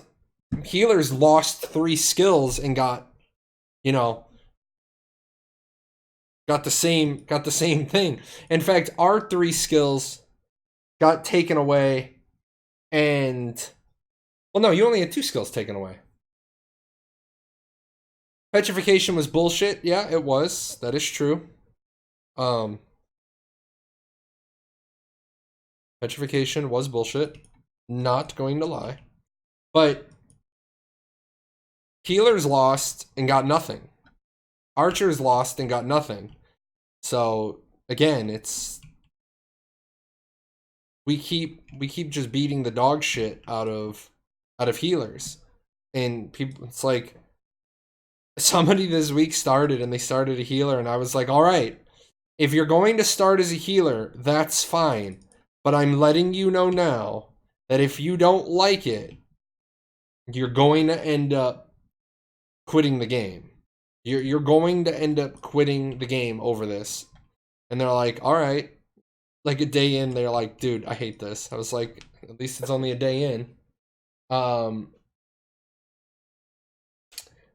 I stumbled upon your YouTube. I'm a returning player and I kind of rushed my weapon to be Radiant when I'm 52. Can't use to 55. Any good ways to rank up super quick? Yeah, use labor.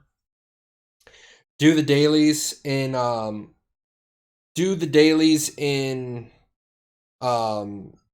Golden Ruins, Sun Gold, and Exalock. Yeah, ask your guild to carry you through library.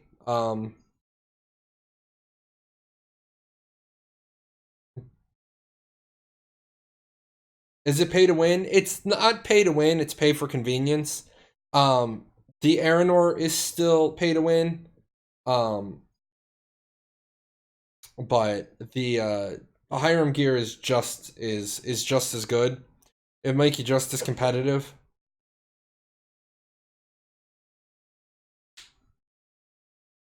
Get all the get all the XP buffs you can. Do all the side quests. Is crafting tech certs good? It's not bad. A lot of people get into the mistake of thinking that tax certs give you more XP.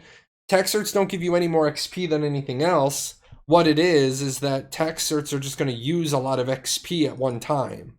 Yeah, it's just faster XP. 5,000 labor. 5,000 labor with cooking, 5,000 labor with metalwork, or 5,000 labor with construction is all going to be the exact same. The only difference is that in construction, I'm going to burn through 5,000 labor in construction in like 8 seconds. Whereas if I do anything else, it's going to take a little bit longer.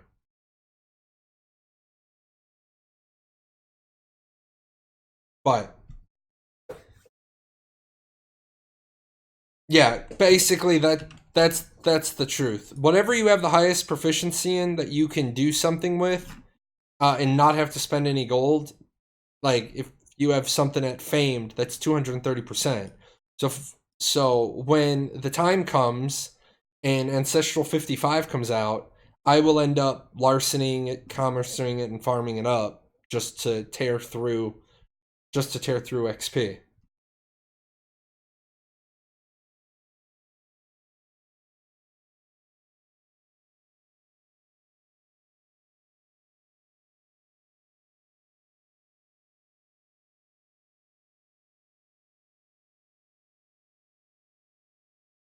Yeah, all the XP you have up to this point, and then when the time comes to do Ancestral 55, it's all useless.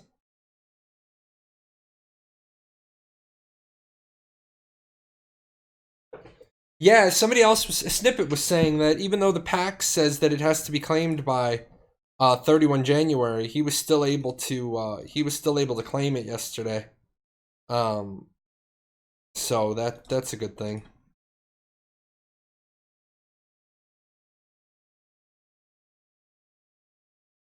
Alrighty. Well, that is that done. It's always nice when new people come along and we can help and answer new questions. You still got all the packs even though they showed expired? I want to see if I have anything. I probably don't. I probably claimed them all.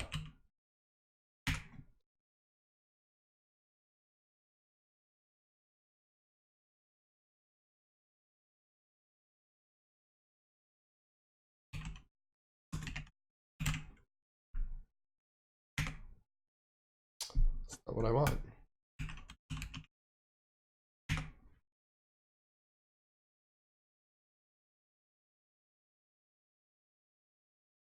You probably do. Nah, I think all of the packs were claimed.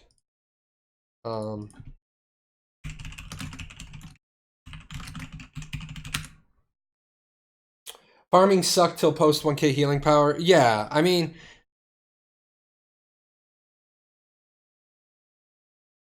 what the fuck? Stellar Farm is cash shop. Yeah. Some of the farms are cash shop. Some are Guild of Stars. So Award, Gilda, Solar, Full Kit, Lunar are Guild of Stars. And then housing, Stellar Scarecrow, Lunar Scarecrow, Full Kit, Solar. Where's the other one?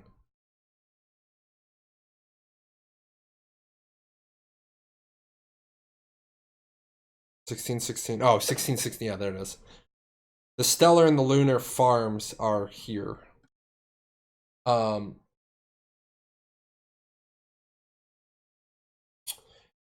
You actually had one problem when returning. I bought the pack through Steam that gave 30 days patron in the mount, but I was never able to redeem it. Yep, put in a ticket and hope that they, ever answer it.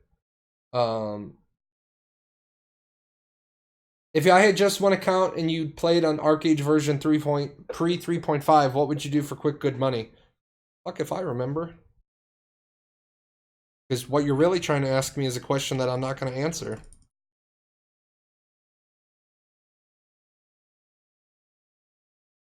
The beanstalk is huge. Yeah, the beanstalk is the size of a mansion. I'll swing over to that. And this is, again, why I... this is why I shake my head at Gamigo, and why XL and Gamigo haven't rubbed their heads together and either opened up, not a fresh start server, just open up, well, a fresh start server would be fine, but don't make it fresh start, don't lock it out from legacy, just don't allow transfers to it. But you have these spots, right? Here's the beanstalk tree, right? And it's got the footprint of a mansion, but you get so much more planting space around it because it only takes up the very middle part of it. Why they haven't opened... Yeah, I'm a tree passer. Why they haven't opened up a housing zone, opened up a instanced housing zone in order to allow people to buy them. Because, shit, you put them in the auction house, or you put them in the cash shop for whatever, 10,000 credits. Well, guess what? People will buy them. I have no problem with you selling houses. I have zero problem with you selling houses in the auction house, or in the cash shop, because you can get, because they're permabound and they're tax exempt. You were complaining that they need to create instanced housing since alpha. I've said the same thing, that what they need to do is they need to create instanced housing, right? They need to create instanced housing that followed the same rules as they did in the open world with the individual housing plots. If you have housing in the instanced housing, then you may not have housing. If you have housing in the instanced housing, you may not have housing in the open world. And if you have housing in the open world, you may not have housing in the instanced housing. And so it basically becomes a matter of once you're set up in the open world, then you leave it. But the problem is so many people come to game right now, they can't find housing. They can't find housing at all. And then they quit. Oh, that's cool. Good job.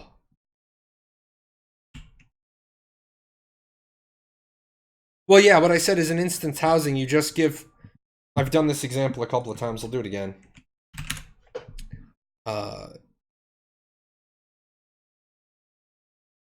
Just because it would be such an easy... It'd be such an easy way to do this, right? And this is kind of similar to how they do it in Final Fantasy. When they need more housing, they just create more instances. But what you do is... And I've refined this idea more and more. I'm doing something on the side screen real quick, and then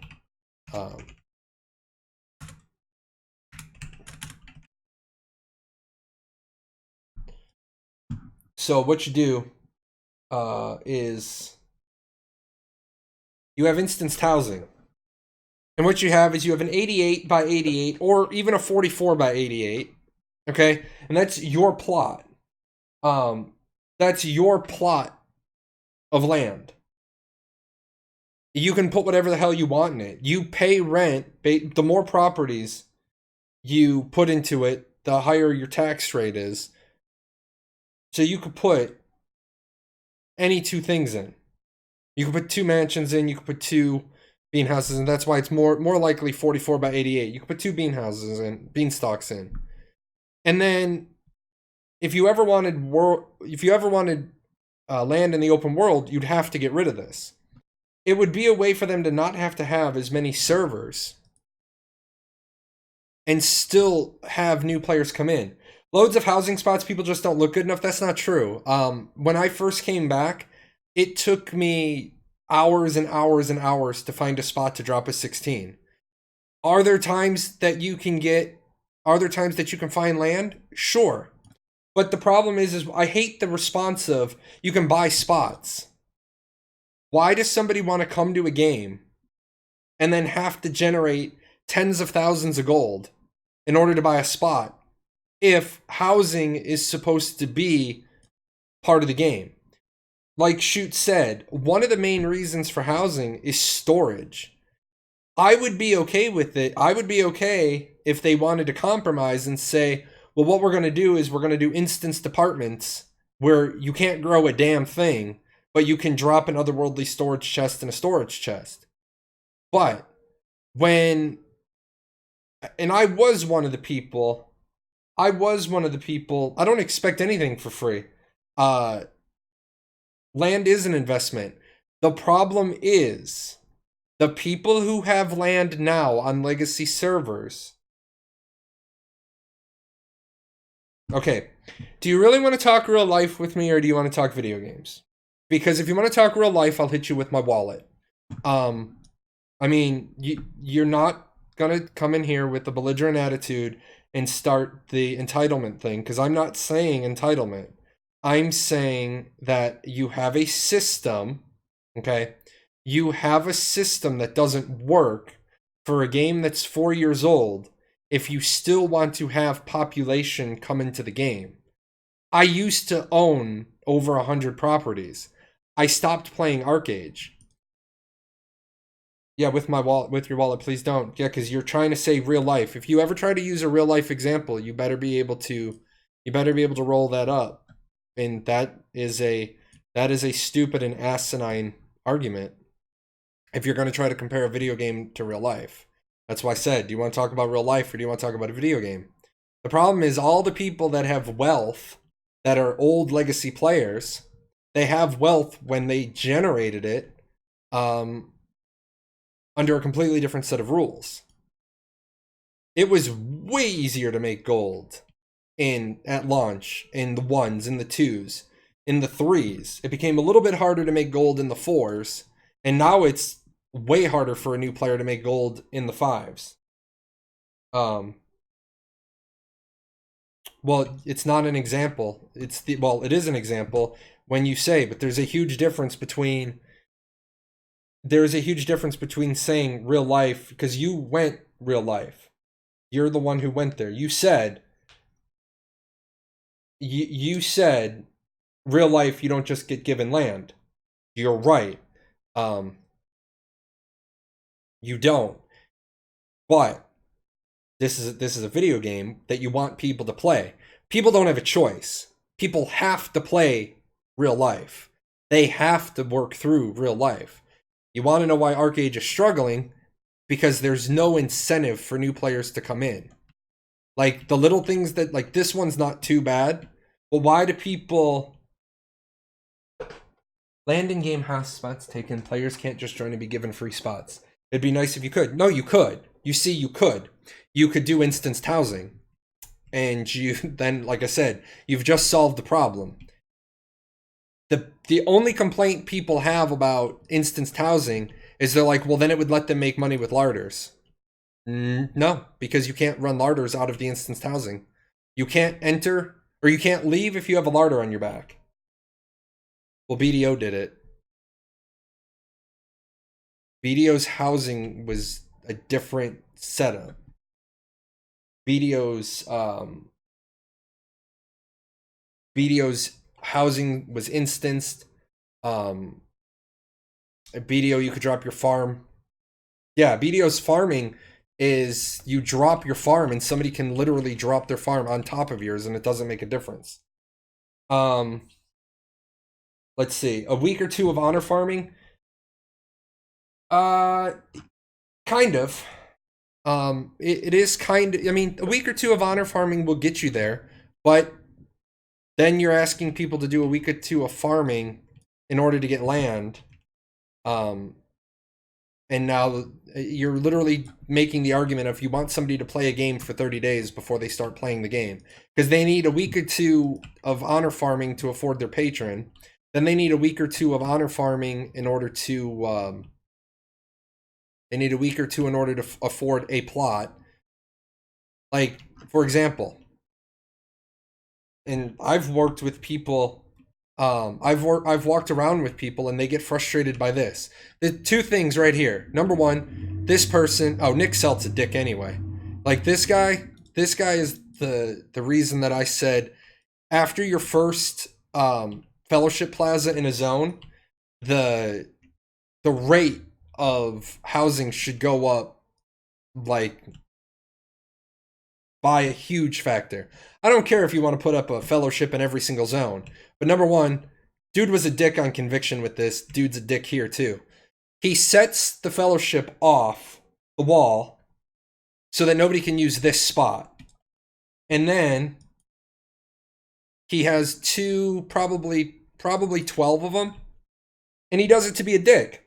But then the same guy complained, and I watched him complain numbers of times, that the game is dying. Well, no shit, stupid. You're killing off your game. The game you play, you're killing off because you're taking up all of this space just to be a dick. Now, if somebody needed that many fellowships for all the storage chests they had, fine.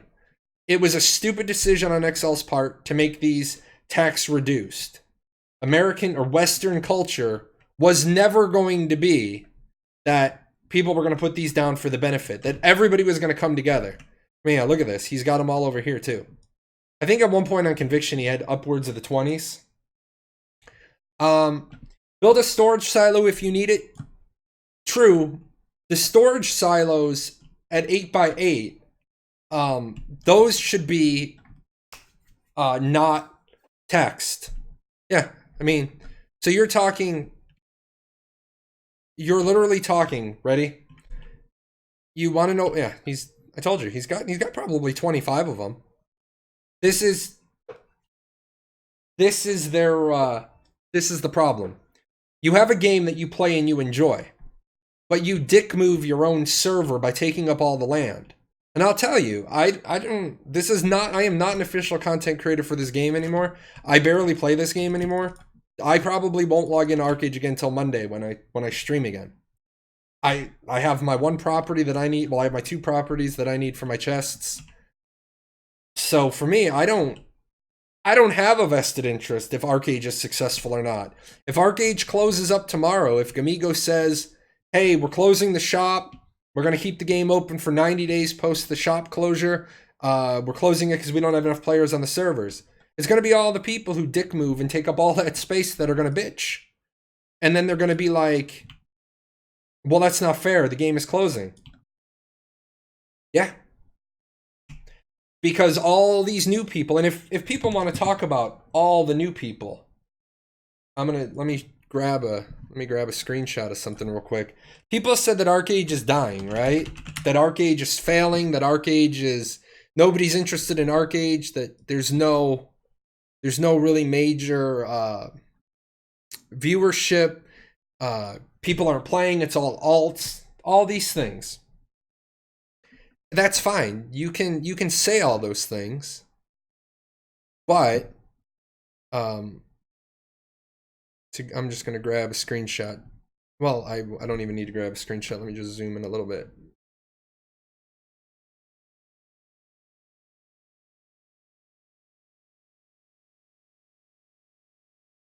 Sort that by views.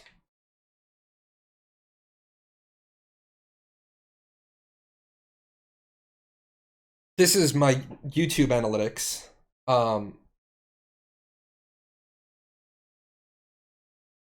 What you have is how to make gold, almost 20,000 views. A 2019 edition video, almost 15,000 views. That video's only been out a couple of months. Healers, this one's old. Is Archeage worth playing 10,000? There are still a bunch of people. There is still a bunch of people interested in Archeage. I just found you, but you're upset about this guy doing the land grab, but you're also being negative. People like me who want to start coming in, you're putting on a bad attitude. Yet it's fine that you feel that way. Guess what? That is who I am. I call him how I see him. Like I said, I'm not an official content creator for Archeage. My job is not to bring you into the game. My job is to make your life in the game easier if you choose to play it. And my job is to collect what the community feels about things. But you know what? Dude's a dick. And I wouldn't care if I hadn't seen the guy complain about Archeage having a low population.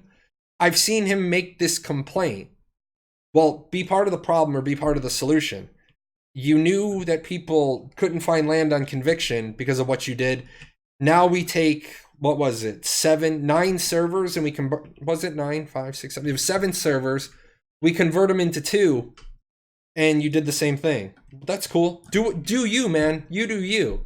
But don't ever complain about the population of the server. Then, can I make it? Can I make it? Let me see.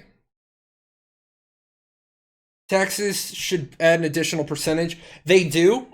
But you use alts to keep the price low. It's like I said, I used to have 100 properties, but I had in every zone in Harania, I had a trade pack house on public. And then all I asked people was like, hey, chuck a donation to me every now and then to help offset these prices that I have, because it's, I'd like to work on my gear, I'd like to work on my boat, the boat that I invested tens of thousands of gold into, so the faction had a boat to do Luskas and Abyssal with, and most people did. For several months, on Selphira, almost every month I got donations. And then what happened is we went to Conviction, and I dropped down all the public houses again, and I wasn't getting any donations, and I wasn't able to make any progress with my own gear because I was paying all these taxes for all these houses. I finally said, fuck it. I'm closed. These are going on guild then. They're not going to be on public. Then people bitched at me. I was like, you've had them for over a year. So what? Getting land is not too difficult. If you want land, it's between 400 and 1800 gold, depending on the size you want. You make 1k gold a day on your alt, but no land. Yeah, that's fine. Again, you're an established player. You are not a brand new player coming to the game, having to get your first month's patron at 3,800 gold versus 800. Yeah, well, that's the thing. Right there's your argument. That's what you should have started the discussion point with. No shit, the EU servers have a load of land. If I'm not on the fucking EU servers. So you came in and your initial point was land is easy to get. And now you're realizing it's not, because you're talking from the EU perspective. Yeah, that's the point. Make a new account, do not put any credits on it, no money, do not send yourself anything, and do a speed run and record all the footage, and then tell me how long it is before you have both patron and land. And when you get to that point, then we can have a conversation. Except we won't be able to have a conversation with this individual because that individual can no longer play with the other children, because that individual is a loudmouth who just wants to have an opinion and then get feisty and not like it. Yeah, he can no longer play with the other children. I have a very low tolerance for that bullshit. You can have a dissenting opinion. But what you cannot do is come in, get feisty, get rowdy, and then be like, oh, by the way, I'm playing on EU. Yeah. They say they limit house types in some zones. Islands were luxury homes, so why not limit to a certain number of types of houses, like 2 to 3? Here's the thing: if the fellowship is gonna be tax, if the fellowship is gonna be tax prorated because it's an always public house, then you should only either be allowed to drop 1 per zone, or after the first one, it's considered a high rate property. Because nobody's going to have 24 of them on one account if they're paying 3,000 tax certs a week. That's just not going to happen. And then, like I said, the argument Shoot made a very good argument. He convinced me of it. I have no problem with instanced housing. Instanced apartments, where you give the person a place to put a bed, a storage chest or 2, and a otherworldly storage chest. And I'll be honest, I have no problem with the bed, the 2 storage chests, or 3 storage chests, whatever you feel like giving. I have no problem with those being available to everybody, including free-to-play players. I don't mind if you give those to free-to-play players, because then free-to-play players have storage and they're more likely to play. I don't think every single player has to be spending money on the game. They're called backdrop. They're called backdrop players. When I log into a game, the people who have to work harder make me see my progress faster. If I get my patron and you don't, I will see my progress faster.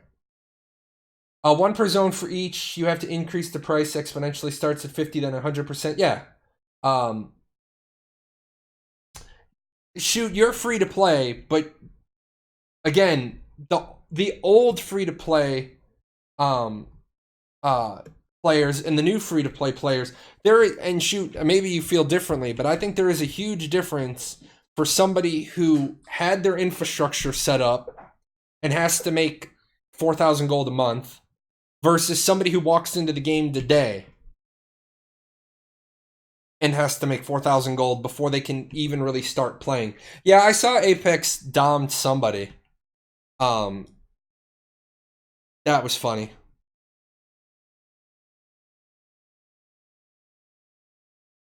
Like, let me see if I can bring it up in the background. I don't know if these 2 games will play nice. If these 2 games will play nice together. They might. I'm going to try to bring this up to do a comparison. I was going to do this a little bit next week, which I still will, but I want to show you guys. What the fuck? Oh. That's because it's not under F, it's under S.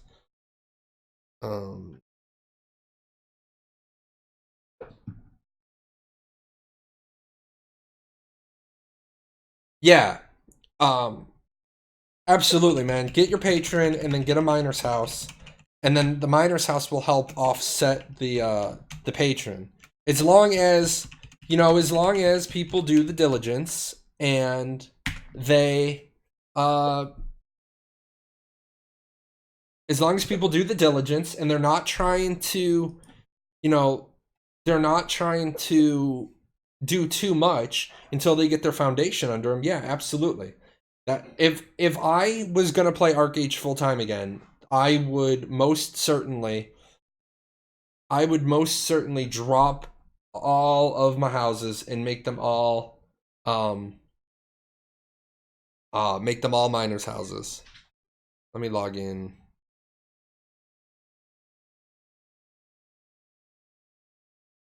Let me log in a Jalan character. I have many alts. Tamir and I have started Final Fantasy many times, and so we're fucking masochists, man. Every time we start new characters. Don't know if actions. Let's see, roles. General teleport. Yep. So, gonna show you guys something real quick, and then I've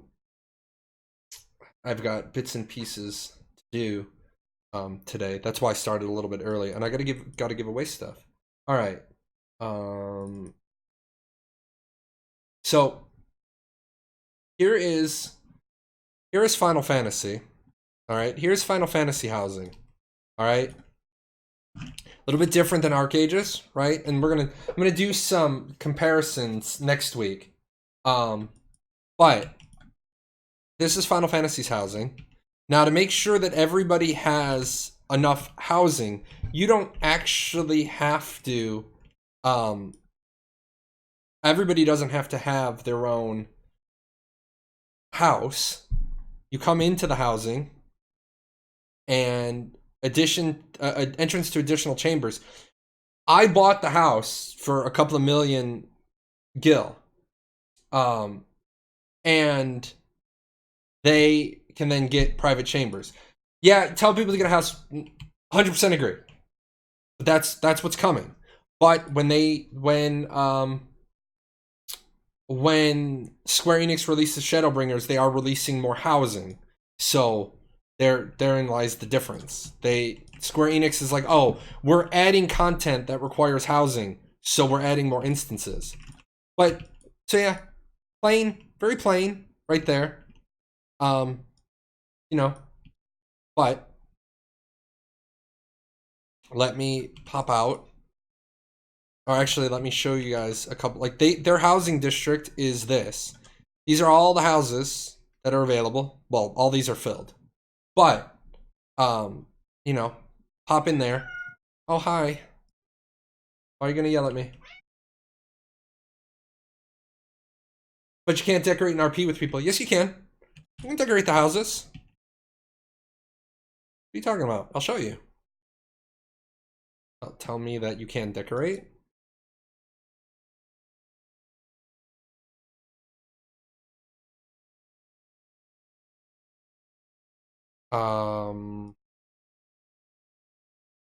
Shush. Yeah. See? All the bits and pieces in here.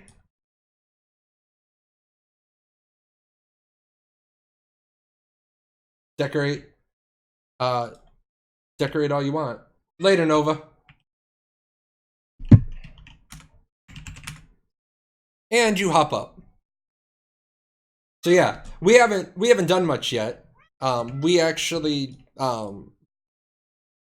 shut up, Meowbox. We picked up a house because you need it for your chocobo stable. Well, you don't actually need it for your chocobo stables. You can chocobo stable at the apartments, but we wanted it for the garden.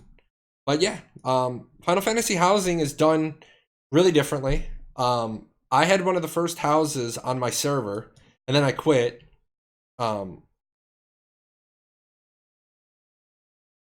Where the fuck is out? Yeah. That's actually what I'm interested in. Right now. I'm in the process of making gold. So if they do, when they do new instances, I'll be able to buy a larger house. But one of the other things I liked is that it's not about a player driven market. Although there is a player driven market in a way, because once all the large houses are gone, But you can see what's for sale. Like this one's for sale for 3.1 million.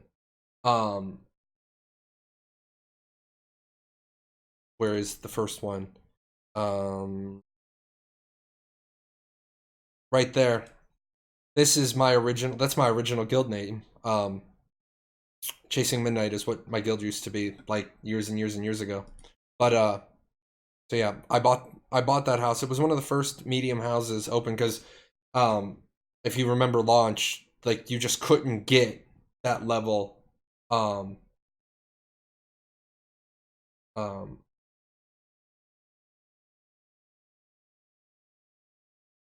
you just couldn't get that level of gold. It's for sale, but you gotta wait on the timer to buy the house. Yeah, I mean, I don't have the level of gold. I spent the gold that I made doing that. But this is the difference. Like, does it hurt? No, don't travel. If they decide to open up more plots, does it hurt anybody else? Some people would say yes. I'd say no. So that's how housing is done differently by different games. Now, yes, I 100% agree with I 100% agree with the mentality that housing is a commodity in Archeage. But that's how the economy is built. That is how the economy is built around Archeage. Without land, for a long time in Archeage, without land, you couldn't make gold. Without land, you were kind of fucked because larceny wasn't very good. Larceny wasn't a very good method to making gold. Now larceny is fine. You can make all the gold you need, not want, all the gold you need, you can make with larceny. Shoot proved it for me because I didn't want to. I'm just gonna be honest. I didn't want to prove it. Shoot proved it. Moving larders is still hella profitable. Moving larders is still hella profitable. Not as profitable as it was, but it's still profitable. Yeah, that's honestly what I do.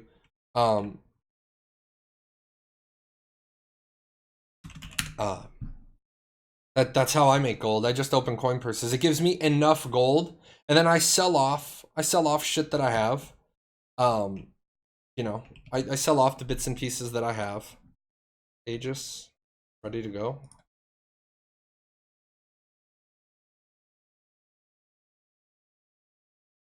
But yeah, larders were great. The truth of the matter is that I found larders to be great for other people in my family to run, because other people in my family were more laid back and casual and willing to do it. Larders are great silver per labor. Larders are not good silver per time. Unless you have another way to make gold, you could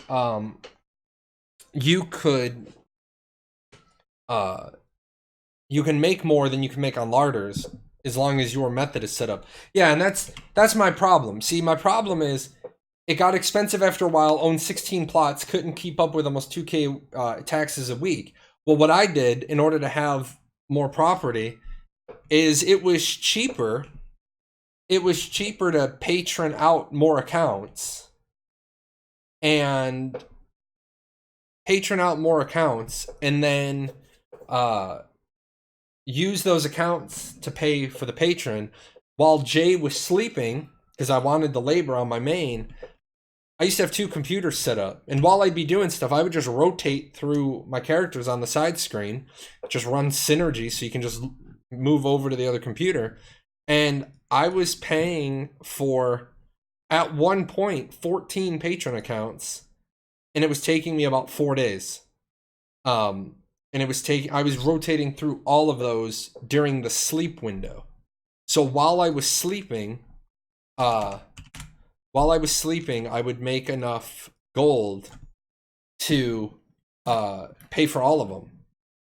And then when I left Archeage last year, I had 150 Apex in North America, and I had like 40 in Europe.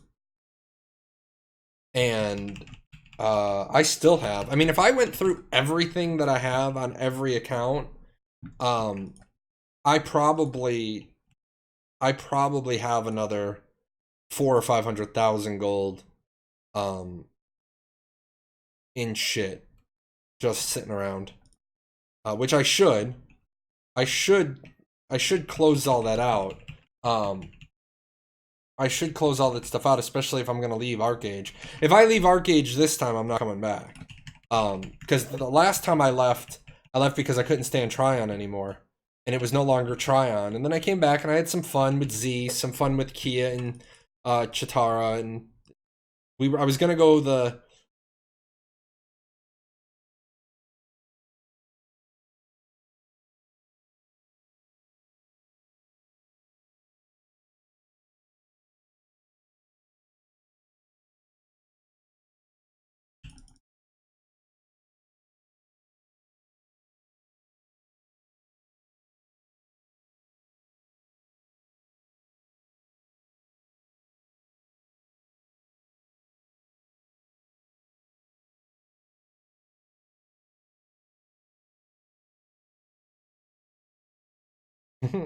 Stupid. He's dead. He just got holy bolted down. By the way, sweetheart, you can tell him that he just got holy bolted down by the ancestral holy bolt. But anyway. Yeah, I probably have 500,000. Oh, that's right. I probably have 500,000 gold worth of shit on all my accounts. When I left the last time, it was because I was frustrated with Tryon. If I leave this time, it's because I'm frustrated with the game. In all honesty, it's just not fun for me anymore to know that, you know, they're going to be sticking a pine cone up my ass with a negative 30% self-heal nerf. And it's not the nerf, and I want people to understand that. I would not care if they nerfed healing by 30%. I'd be okay with it. What I am not okay with is you nerfing self-healing by 30%. I already know that my job is to keep other people alive. I don't have a problem with that. But you want to tell me that my shit is so broken that you need to nerf my ability to keep myself alive? So if I get jumped by like that by somebody in the future, I'm not going to be able to protect myself. My job then becomes to keep the other people alive, but fuck me. Fuck me, I can die. I can die, but keep everybody else alive. Yeah, that concept just doesn't sit well with me. Plus, I miss there being content to do, and I'll be honest, for a while, Archeage was great, but Archeage became very, very lopsided. Very, very lopsided. This is why Final Fantasy XIV Scholar is the best healer ever. That's because Final Fantasy XIV Scholar, the fairy is the healer, and the fairy doesn't fuck up as much as the human does. I didn't see the fairy get thrown off the ledge earlier today. Just saying.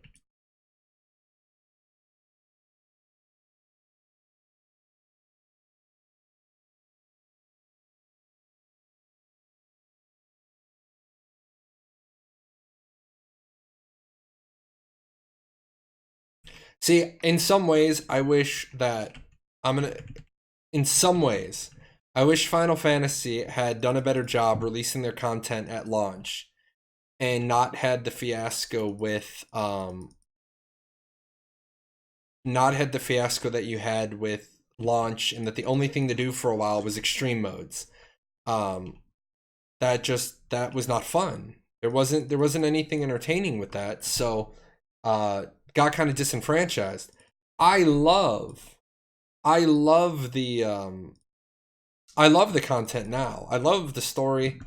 But the reason why I say only in some ways, if I had never left Archeage, if I had never left Final Fantasy, I never would have come to Archeage. If I had never come to Archeage, I never would have been a streamer. Being a streamer was born of Archeage. For a stupid reason. We didn't have content creators on Sulfura. So I became a content creator just to fight the propaganda that was going on about our server. And I love what I do. I love what I do now because I'm retired. Now that I'm retired and I have free time, make videos when I want to, stream when I want to. And like I said at the beginning of the show, I am totally amazed at how many people every single day are starting Archeage. Gamigo is being very foolish. Very, very foolish. If Gamigo were to capitalize on this, I know a lot of you are going to say fresh start server, the way they did the last fresh start server, the way they did the fresh start server this last time, the progression server was garbage. And I agree. The way that they used to do the fresh start servers where it was just separate, so it wasn't affected by the economy. That was great. Yeah, I am totally surprised they haven't done a fresh start server. We talked about it. The average person needs 13,000 credits. In order to be successful in Archeage, you need 13,000 credits. And so that's 11 Apex. That's $110 per person. Because you know people are going to pay to win the Apex thing out.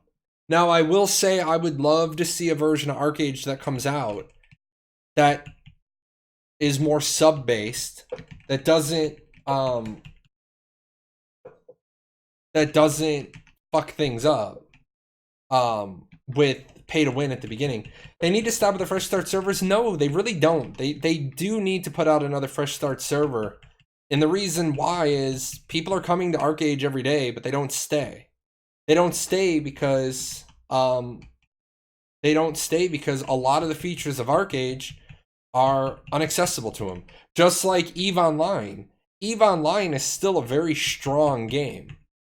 EVE Online is still a very strong game, but it doesn't get a lot of new players because you're asking people to play a game where there are people with 15 years of established,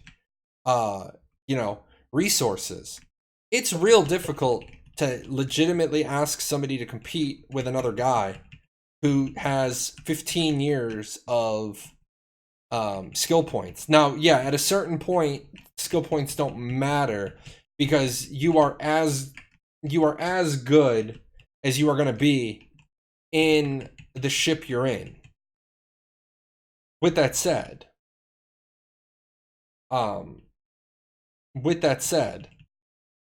you're still asking people to be like, oh, let me go up against the guy who's been established for over a decade. Yeah, you can buy them now.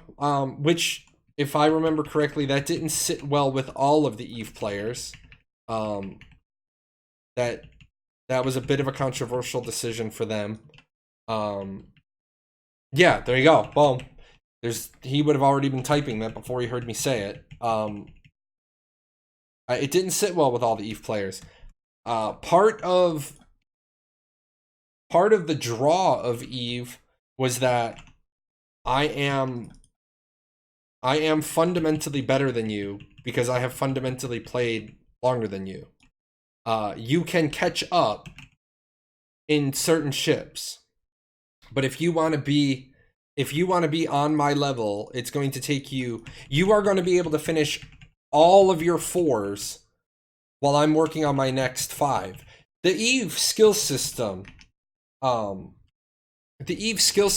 was really well thought out. Yeah, you spent 10 years of paying $15 a month to get that amount. That 100% is why I would never go back to EVE. When I was gonna go back to EVE and I was gonna do like a short video series on EVE, an EVE veteran returns after like 7 years, and just to see what the changes were. Hello, Meowbox. But yeah, when I found out just how broken the setup was, I was like, no thanks. Maybe a fresh start server with the cash shop taken out so new players don't have to deal with the whales. Yeah, we talked about that a couple of shows ago. What do you put into the cash shop? Because remember, fundamentally, at the end of the day, Gamigo has to make money on the server. I personally think... Hush your face. Hush your face. I personally think that a server that was set up to be a sub-only server would work. but Excel doesn't seem to think so. But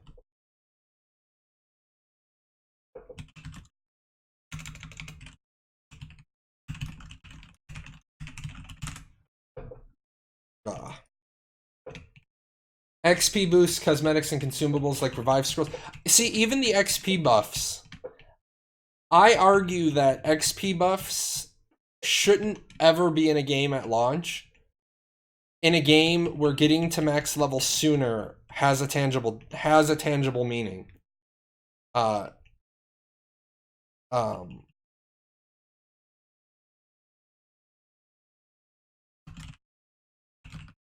So, I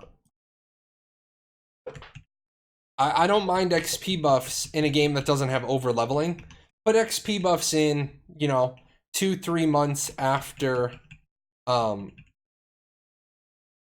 put the XP buff stuff in 2-3 months after the first player has reached level cap.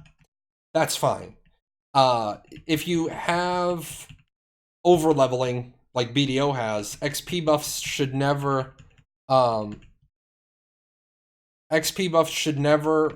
benefit you after the cap. Otherwise, it is ultimately a source of pay to win. Just make things bound to account and untradeable is one way to deal with it while they can still make money from it. The problem with, and I agree with you. The problem with that becomes, though, there's a lot of things in the game that are already bound, or they're used to make unbound items. For example, where do they make their money? On regrade charms. Why do you need regrade charms? Because you still have to regrade if you're going to go the Aranor route. Now, I know this is radical and crazy. For a fresh start server, just take Aranor gear out. Don't have Aranor gear at all. And then there's no need for pay to win. But then the question becomes is, do you include the pay to win Aranor box or the pay to win Hiram boxes? If you do that, then all you've done is you're just shifting around the problem. You have to build your game from the ground up. You have to build your transactions around no pay to win. Because everything in here is some form of pay to win. By the way, shout out to my wife. She came home, she found my thermos. I keep losing it.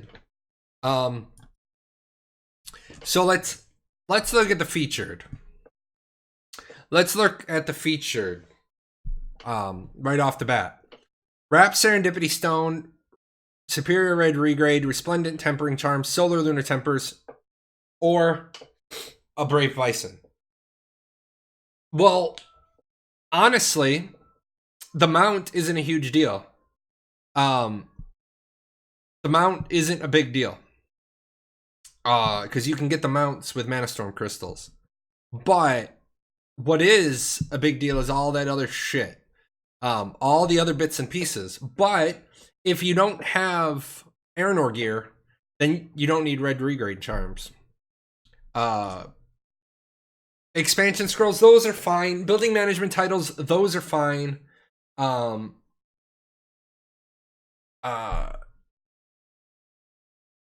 wouldn't mind if they made a server based off Alpha Archeage, kind of like they're doing for Classic WoW. I don't think most people understand that most people, unless you actually played the Tryon Alpha,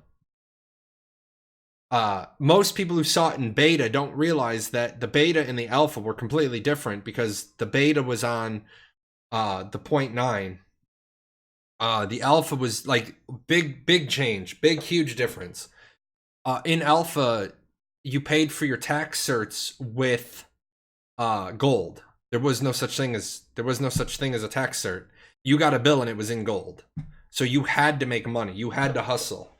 And it wasn't an easy amount. Some of that might have been because, playing in alpha, trying to learn everything, but man, you were hustling for that amount of gold. which then means tax certs. See, that's the problem. If you want to make it the alpha build, then you take out tax certs, which has its benefits, which has its drawbacks. If you have to make X number of 100 gold a week, you're going to have less property. But if you make it too hardcore, you lose your casuals. So that's another balancing thing. All this crap, see, this crap this one's fine because it's on loyalty. These two have to come out because, you know, these two have to come out because I can just retemper my shit by spending money. These have to come out. Those are fine because they're on loyalty. Yeah, Alpha didn't even have healing power. It was based on magic tech. It was horrible. Sorcery Vitalism hybrids ruled everything. Gypsy was completely fucking broken.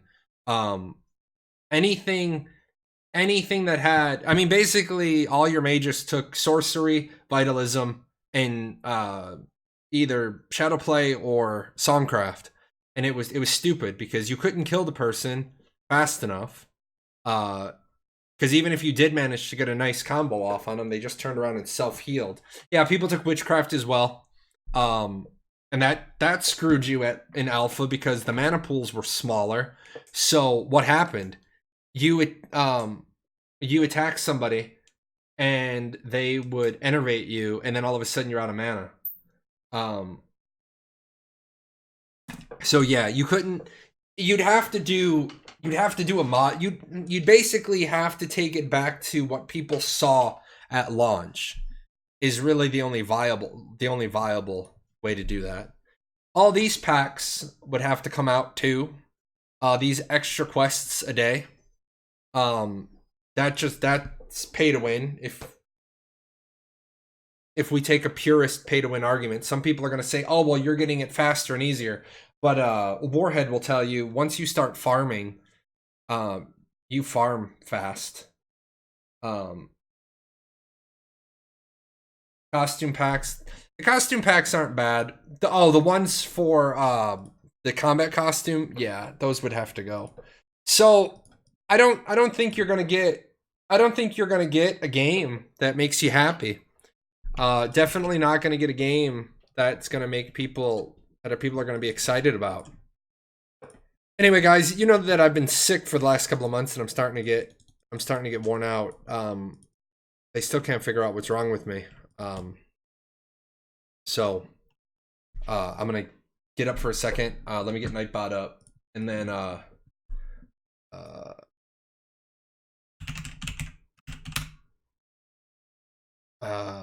do the first one. Eating properly, resting enough, walking, exercising, dropped a bunch of weight, took my medication, all those things. They're like, we don't know, man. But, you know, I'm gonna be honest, when you're fat and you're out of shape and your cholesterol's through the roof and, you know, a lot of things start to become problematic, you got to fix a lot of things for them to figure out what they need to fix. But I had an infection for months and months and months. They were treating it one way and they didn't treat it right, and then they had to treat it a different way. This is gonna be for Apex. Apex on Kadum.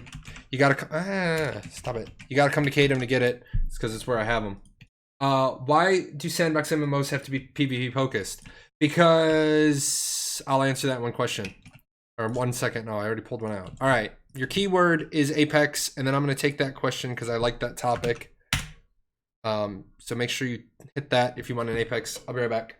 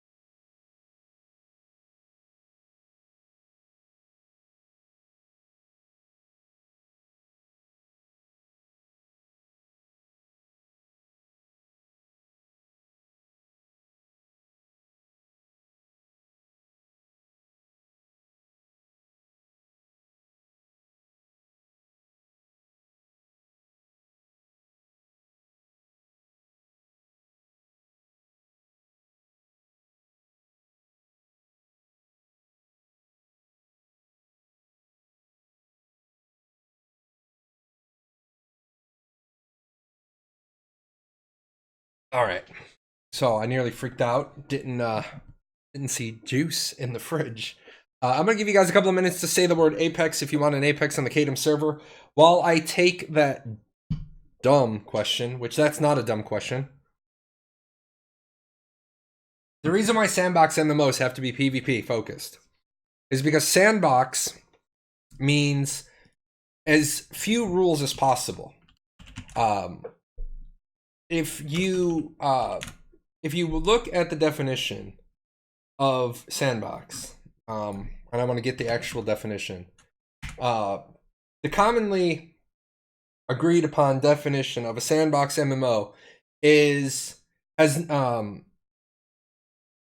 virtual world or society, and it's I want the other one. I want the other part of that. Technopedia, there it is. Sandbox is a style of game in which minimum character limitations are placed on the gamer, allowing the gamer to roam and change a virtual world at will. The reason why they're PvP focused is because how can you tell me that I can change the world at will, but then all of a sudden I can't kill the guy who's annoying me?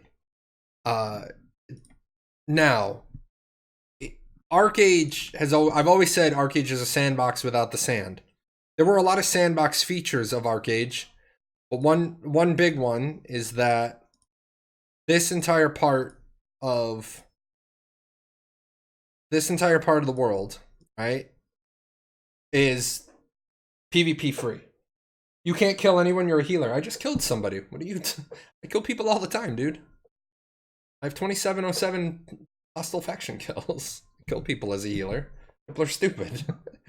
Like that guy, he thought that he could kill 2 people and run away. He got run down by a flame holy bolt. But Archeage gives this section of the world, gives this section of the world to people that want to live in peace. Not for long. True. That's also why I'm leaving. You can literally exist in this part of the world and never PvP. You never have to PvP. You can stay in a level 2 or lower guild. You can never be killed by another player. Then the choice is after you leave this safe zone and you move in any of these zones, you can be killed. If you have a game that has no non-consensual PvP, you're ultimately setting yourself up for it to not be sandbox, or it's not as sandbox as it could be. Can you have a sandbox-ish game without PvP? Sure. You could change the world, but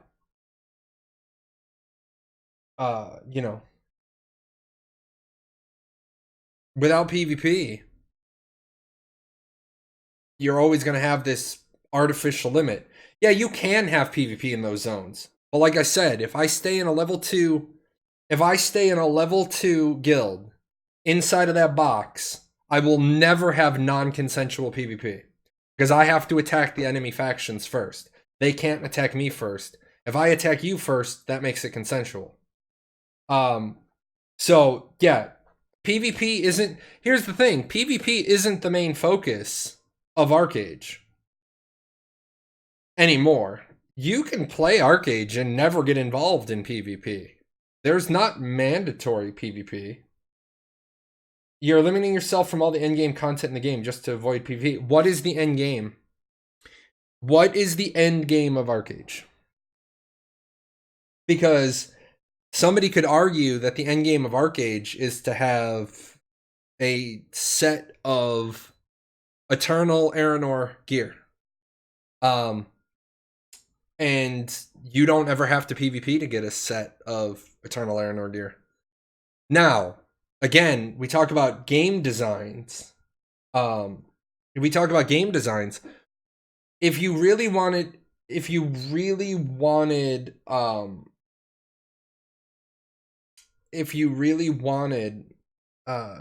gear to matter and PvP to matter, Nobody's complaining about safe zones. Who's complaining about them? And again, you don't have to be, what's end game? You haven't given me an answer of what end game content is. Because the truth is, there is no end game content. I could say my end game content is the library. There's an individual. I've cleared 4 rooms of Serpentis solo. There's an individual in who's a good friend of mine. He's now cleared 5 rooms of Serpentis solo. So, you know, maybe your end game is soloing Serpentis, and you're gonna spend years. Everything isn't opinion, unfortunately. So no, everything is opinion. You haven't told me what the end game in Archeage is because you're afraid to. Because the moment you say what the end game in Archeage is, you're wrong. Yeah, bye. You're gonna come into a channel and be a dumb fuck, and then you're gonna throw out shit and you're gonna get crushed. Yeah, he can't even back up his statement. See, those are the people that come in. Those are the people that I talk about who needed a better education in school. Because you need... He could be the first example of anybody I've met that woke up and said, I want to be a dumbass today. I used to believe, for like the first 38 years of my life, I used to believe that nobody woke up and said, I want to be a dumbass today. And I think that individual just proved some people want to wake up and be a dumbass. I'm gonna have an opinion, because remember, every single thing you say, unless it is a fact, a fact, like a hard scientific or hard non-interpretable historical fact, is an opinion. So what is endgame? Well, unless the developers have said the endgame is X, then, you know, there's no endgame. Like, for example, I'm gonna use Final Fantasy for an example. Final Fantasy is not a sandbox. Final Fantasy is a theme park. It is a theme park game. It is very linear. You start at X, well, you start at A, and then through all the expansions, you go through a storyline, and there are occasions where you literally have no more storyline quests. That is it. You are done. You have done all the storyline quests. Darth gets an Apex. Need a character name. You can PM me if you want. I think in most MMOs, endgame is the content which the design of the game leads you to do. In Archeage, the model appears to lead you to a grind, to increase your gear or increase your wealth, or both. The endgame sits in there somewhere, right? No, not necessarily. Take Yoruki, for example. No, that's fine. I can, if you know that's your username, you can do that.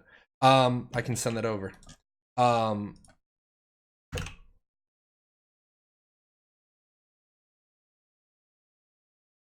May Twitch show.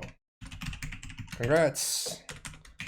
You won during the 17 May 2019 Twitch show. Enjoy.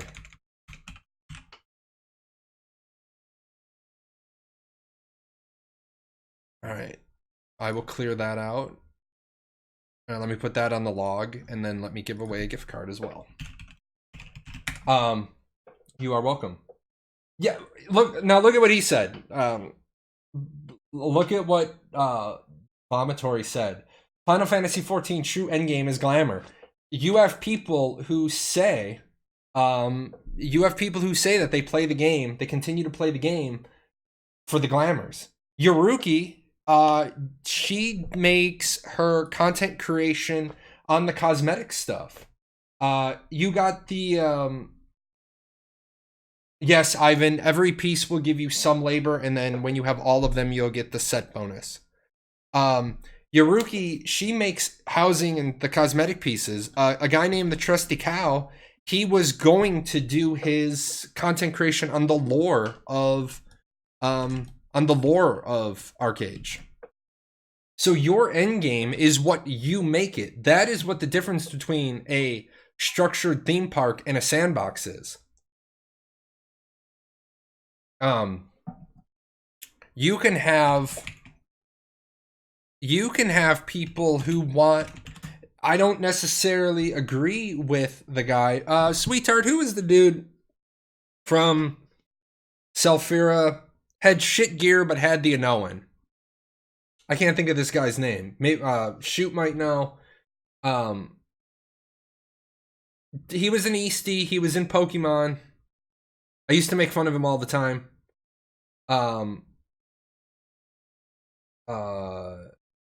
Yes. I think. Absol.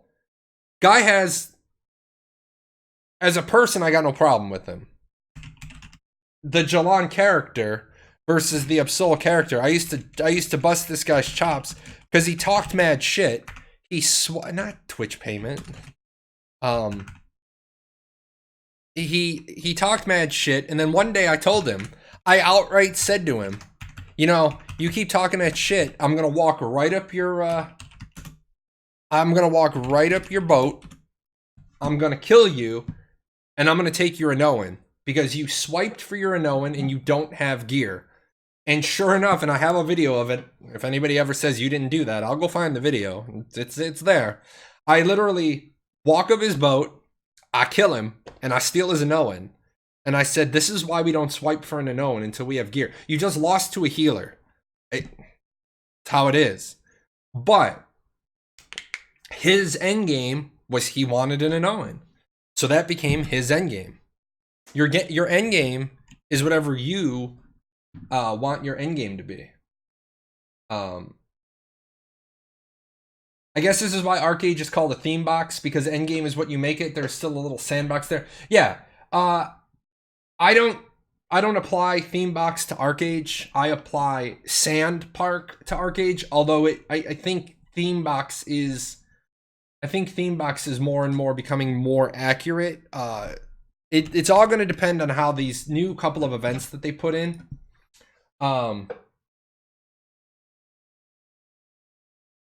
There are people who stop leveling at 30. That can be true in any MMO. There are people who stop leveling at 30 in just PvP and WoW, but that game has a designed endgame. Correct. WoW has arenas. There are people who stop on the 9s in order to PvP. So you're right. There are sandbox elements even in theme parks. Now, eventually, it's been years since I played WoW. Eventually, to my knowledge, you can't continue to do that because eventually what happens is you level from the arenas. And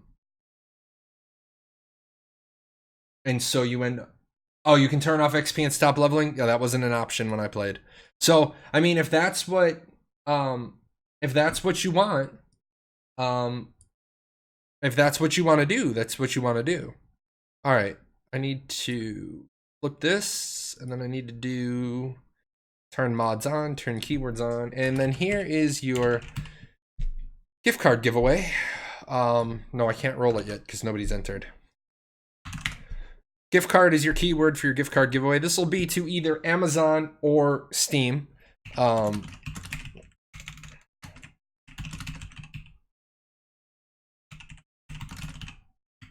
way this works, guys, is if you want Steam, you'll probably get it on Monday or Tuesday. The reason why is I'll have to friend you. Go ahead, Dream. Always ask. I'll have to add you on Steam. Well, you'll have to add me.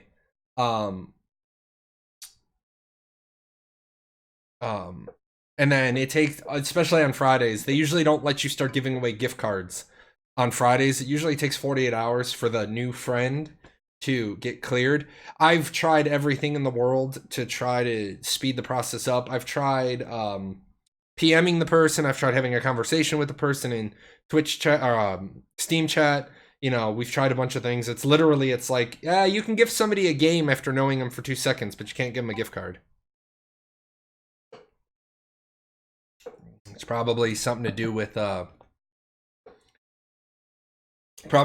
do with security, because you create a new account with a stolen credit card, you give out gift cards, now it becomes a huge fiasco. If it becomes a thing about games, they can just revoke the game out of the library. So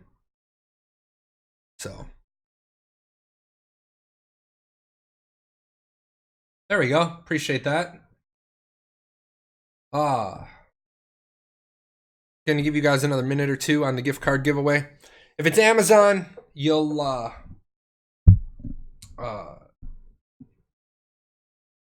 you will get that right away. By the way, we were talking about gold making. We always talk about gold making.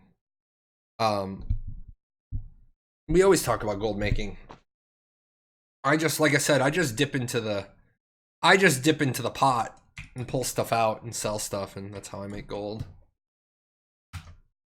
Am I going to do a 101 on Final Fantasy 14? No, I am not. I am going to stream Final Fantasy 14 one day a week, just to break the monotony. But Final Fantasy 14 is where Tamir and I are hanging out. I'm really trying to focus on this. This is my primary focus at the moment. I'm really struggling to be more than a one game content creator. It takes a lot of time out of your day, and I am really just more interested in focusing on Ashes, because Ashes is where I'm going to end up. Ashes is where I'm going to end up without a doubt. Once I'm in Ashes, what I can tell you guys is, like, classes, I will have, I will redo. I will have whatever class I play, whatever class Tamir plays, and then I'm not going to be covering all 64 classes in Archeage. That I'm not going to be doing guides for all of that. So I will probably end up playing Cleric or Tank. If Tamir plays Cleric, then I'll play Tank. If Tamir doesn't play Cleric, then I don't know what I'm going to do. But no, my days of trying to cover every game that I play as a creator, that's not going to work. Plus, I'm still a babe in the woods in Final Fantasy 14. I know the initial content. I know the initial pack, but I don't know enough to legitimately go in there and start being a content creator. I think as a content creator, you got to be able to answer some questions. I think you have to be a subject matter expert. And you don't have to be a subject matter expert on everything, but you need to be a subject matter expert enough that you can at least give people a guide. Let's see. I harvested, one of my miners got 100.8 in copper ore alone, plus all the stone and iron. Raw stone, 271 iron.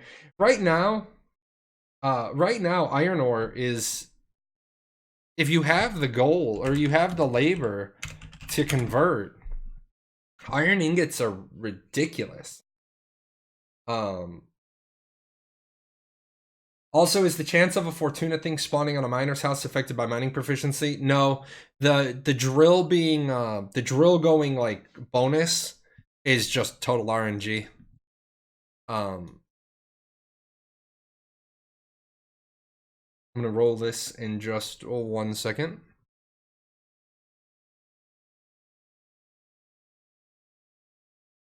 Yeah, I'm thinking about moving the show on Fridays up an hour. I'm moving it to 11. The reason why, when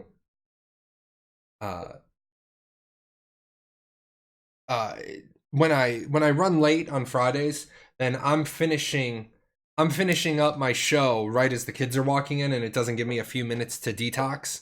I'm probably gonna move my show to 11, and that way I'll do 11 to 3. Well, 11 to 2. And then if I run over, I can run over as late as 3. But then 3 would be my hard stop time in order to blink. Because, let me tell you, when a gizmo comes home from school and you aren't ready for that transformation from Mogwai to Gremlin, you are in for a rude awakening. 20 gold per sunlight essence. Yeah, they're good for right now until of course, people start hammering them. If there's no driving need for Archeum, then the price will fall. If there's no if people start doing, like, you shouldn't have ever said that, by the way. Don't ever do that. If you find something that works, exploit the shit out of it. Yeah, Essence goes up and down radically. Like the other day, iron ingots were at 50 silver a piece. Now they're at 43. That's a huge amount. Oh, there's been a video. Yeah, that got me in trouble with people as well. I did my gold making video. Are they ever going to let us get earrings or rings with blue cell bonds? Because I got like 200 and I don't want any Ionite gear just yet. No. I don't think so. And you don't want to get them anyway. You want to get the Noyette gear is what you want. You want that, you want the Noyette stuff. It's better. Because it has 3 stats. The hell? Yeah, the Noyette stuff's better. Yeah, it is expensive. Warhead said that. Yeah, one what was it? 15,000 gold total per accessory?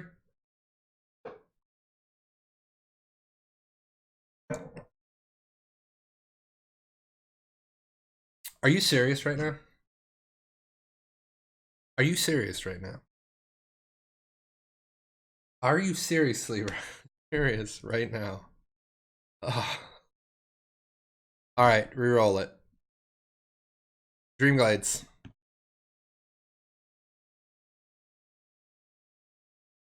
All right, so this is the way this works. Question number 1.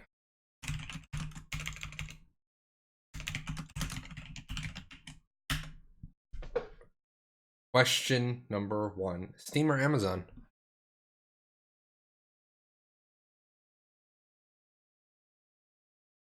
And you have a whisper on Twitch. Warhead, what happened was Darth won the Apex, and then Darth turned around and won the and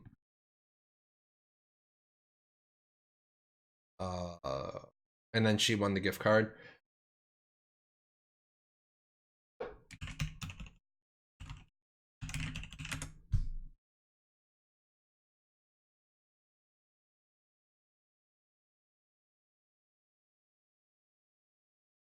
All right. Dreamglades, are you on Discord?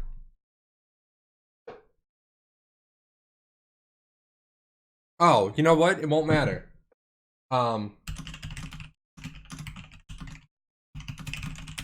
don't, sometimes my brain just doesn't engage. All I need, I sent you a message. All I need is your email address.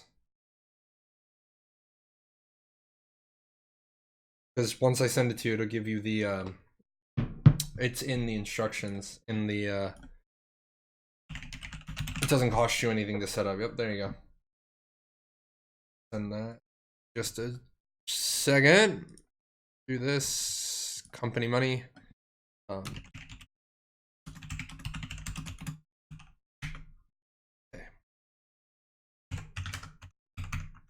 Yeah, I'm gonna be giving away gift cards most of the shows for a bit.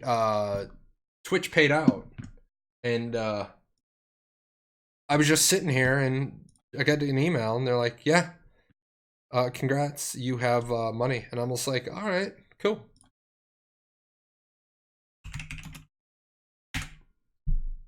So I do try to give it away as quickly as it comes in.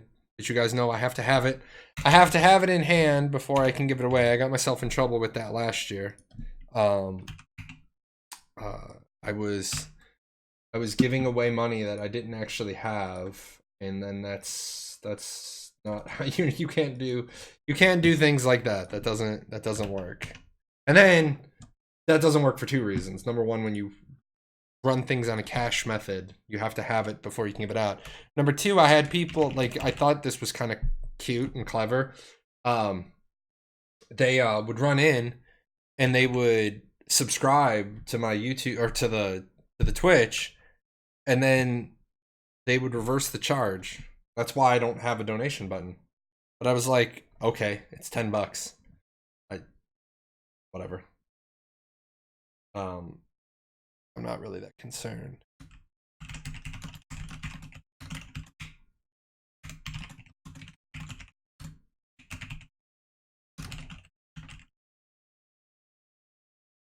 Alrighty. And then I saw something that I want to look at before I depart. All I needed apparently was a thing of juice. Just congrats. Yeah, people being shitty on the internet. You know, that's like there was a story of a guy who was running around and he was donating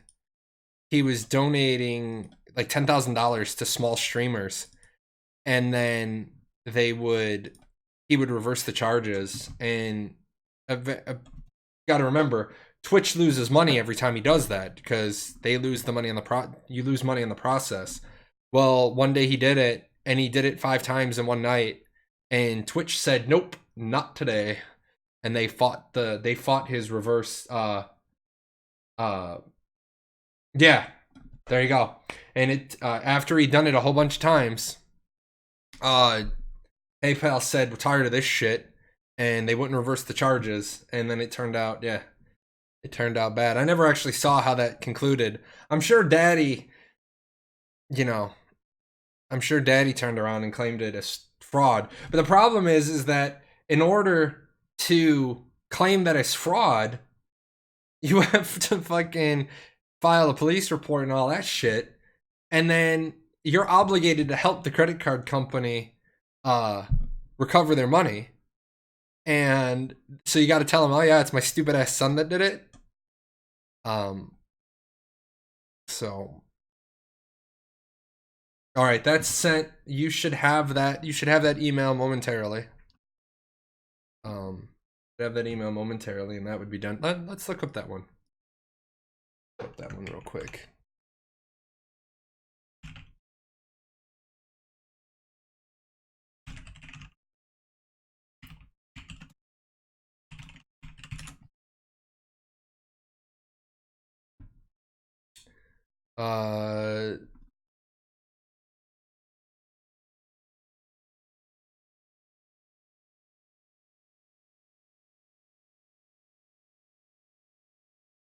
Da, da, da, da, da.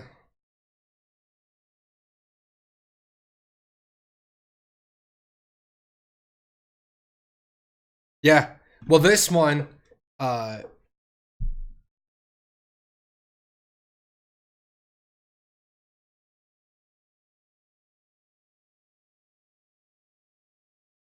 this one says, yeah, it was soda poppin'. Let's see. No Sleep TV, Soda Poppin', Dizzy Kitten, and Legendary Leia all got money from this guy. He tried to reverse the charges that he sent to Soda Poppin', and PayPal said no.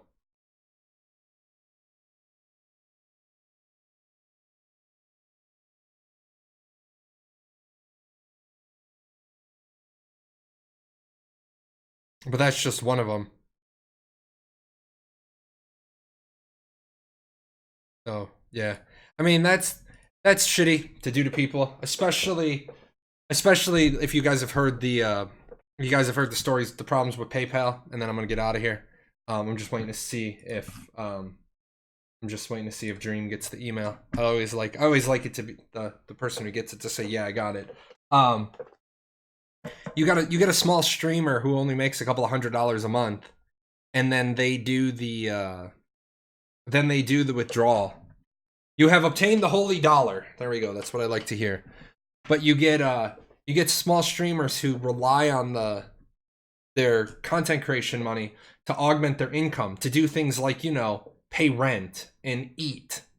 And then they get these big donations and they withdraw the money, and then all of a sudden they find that there's a reverse somewhere along the way, and now they find that their PayPal balance is negative, and PayPal requires you to have a bank on file, so they try to get your money. That PayPal wants their money, so yeah, it kind of fucks you. Look at this guy, Mythic Plate buff motherfucker. Get out of here. No refunds on streamers. Yeah, That's why you'll notice I don't have a donate button. I do have an enter to win button, by the way, guys, at the bottom, if more gift cards I'm giving away. But I don't have a donate button. So I know I've pissed enough people off in my time playing Archeage that people would refund me. So fuck it. All of mine are you took the donation button off your page too? Yeah, I mean it's just a risky as fuck way. I mean if somebody comes to me and they say, hey look, I want to give you a chunk of money so that you can give it away, and I don't want to do it through Twitch, I'm like, yeah, just give it to me through Patreon. Just do a 1 month donation, like however much you want, and then just cancel it after the first month. And you know, it works like that. That can still get reversed though, and that is true. But the problem is that there's a step between you and me. If they want to reverse it with Patreon, that doesn't affect me at all. That's what Patreon takes their percentage for dealing with that bullshit. When you have a PayPal donate button, they're donating to you directly. You're the one who incurs all the chargeback fees. Yeah, it's the same with Twitch. It's the same with Twitch through Twitch. But what people use the wrong words. They're like, oh, well, I had a chargeback on Twitch. Well, what do you mean? Well, somebody donated me through PayPal. Yeah.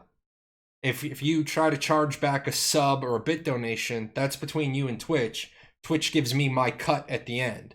If I have a PayPal donate button, that's between you and me, and those chargebacks are the ones that hurt, because you end up you as the streamer pay the chargeback fee.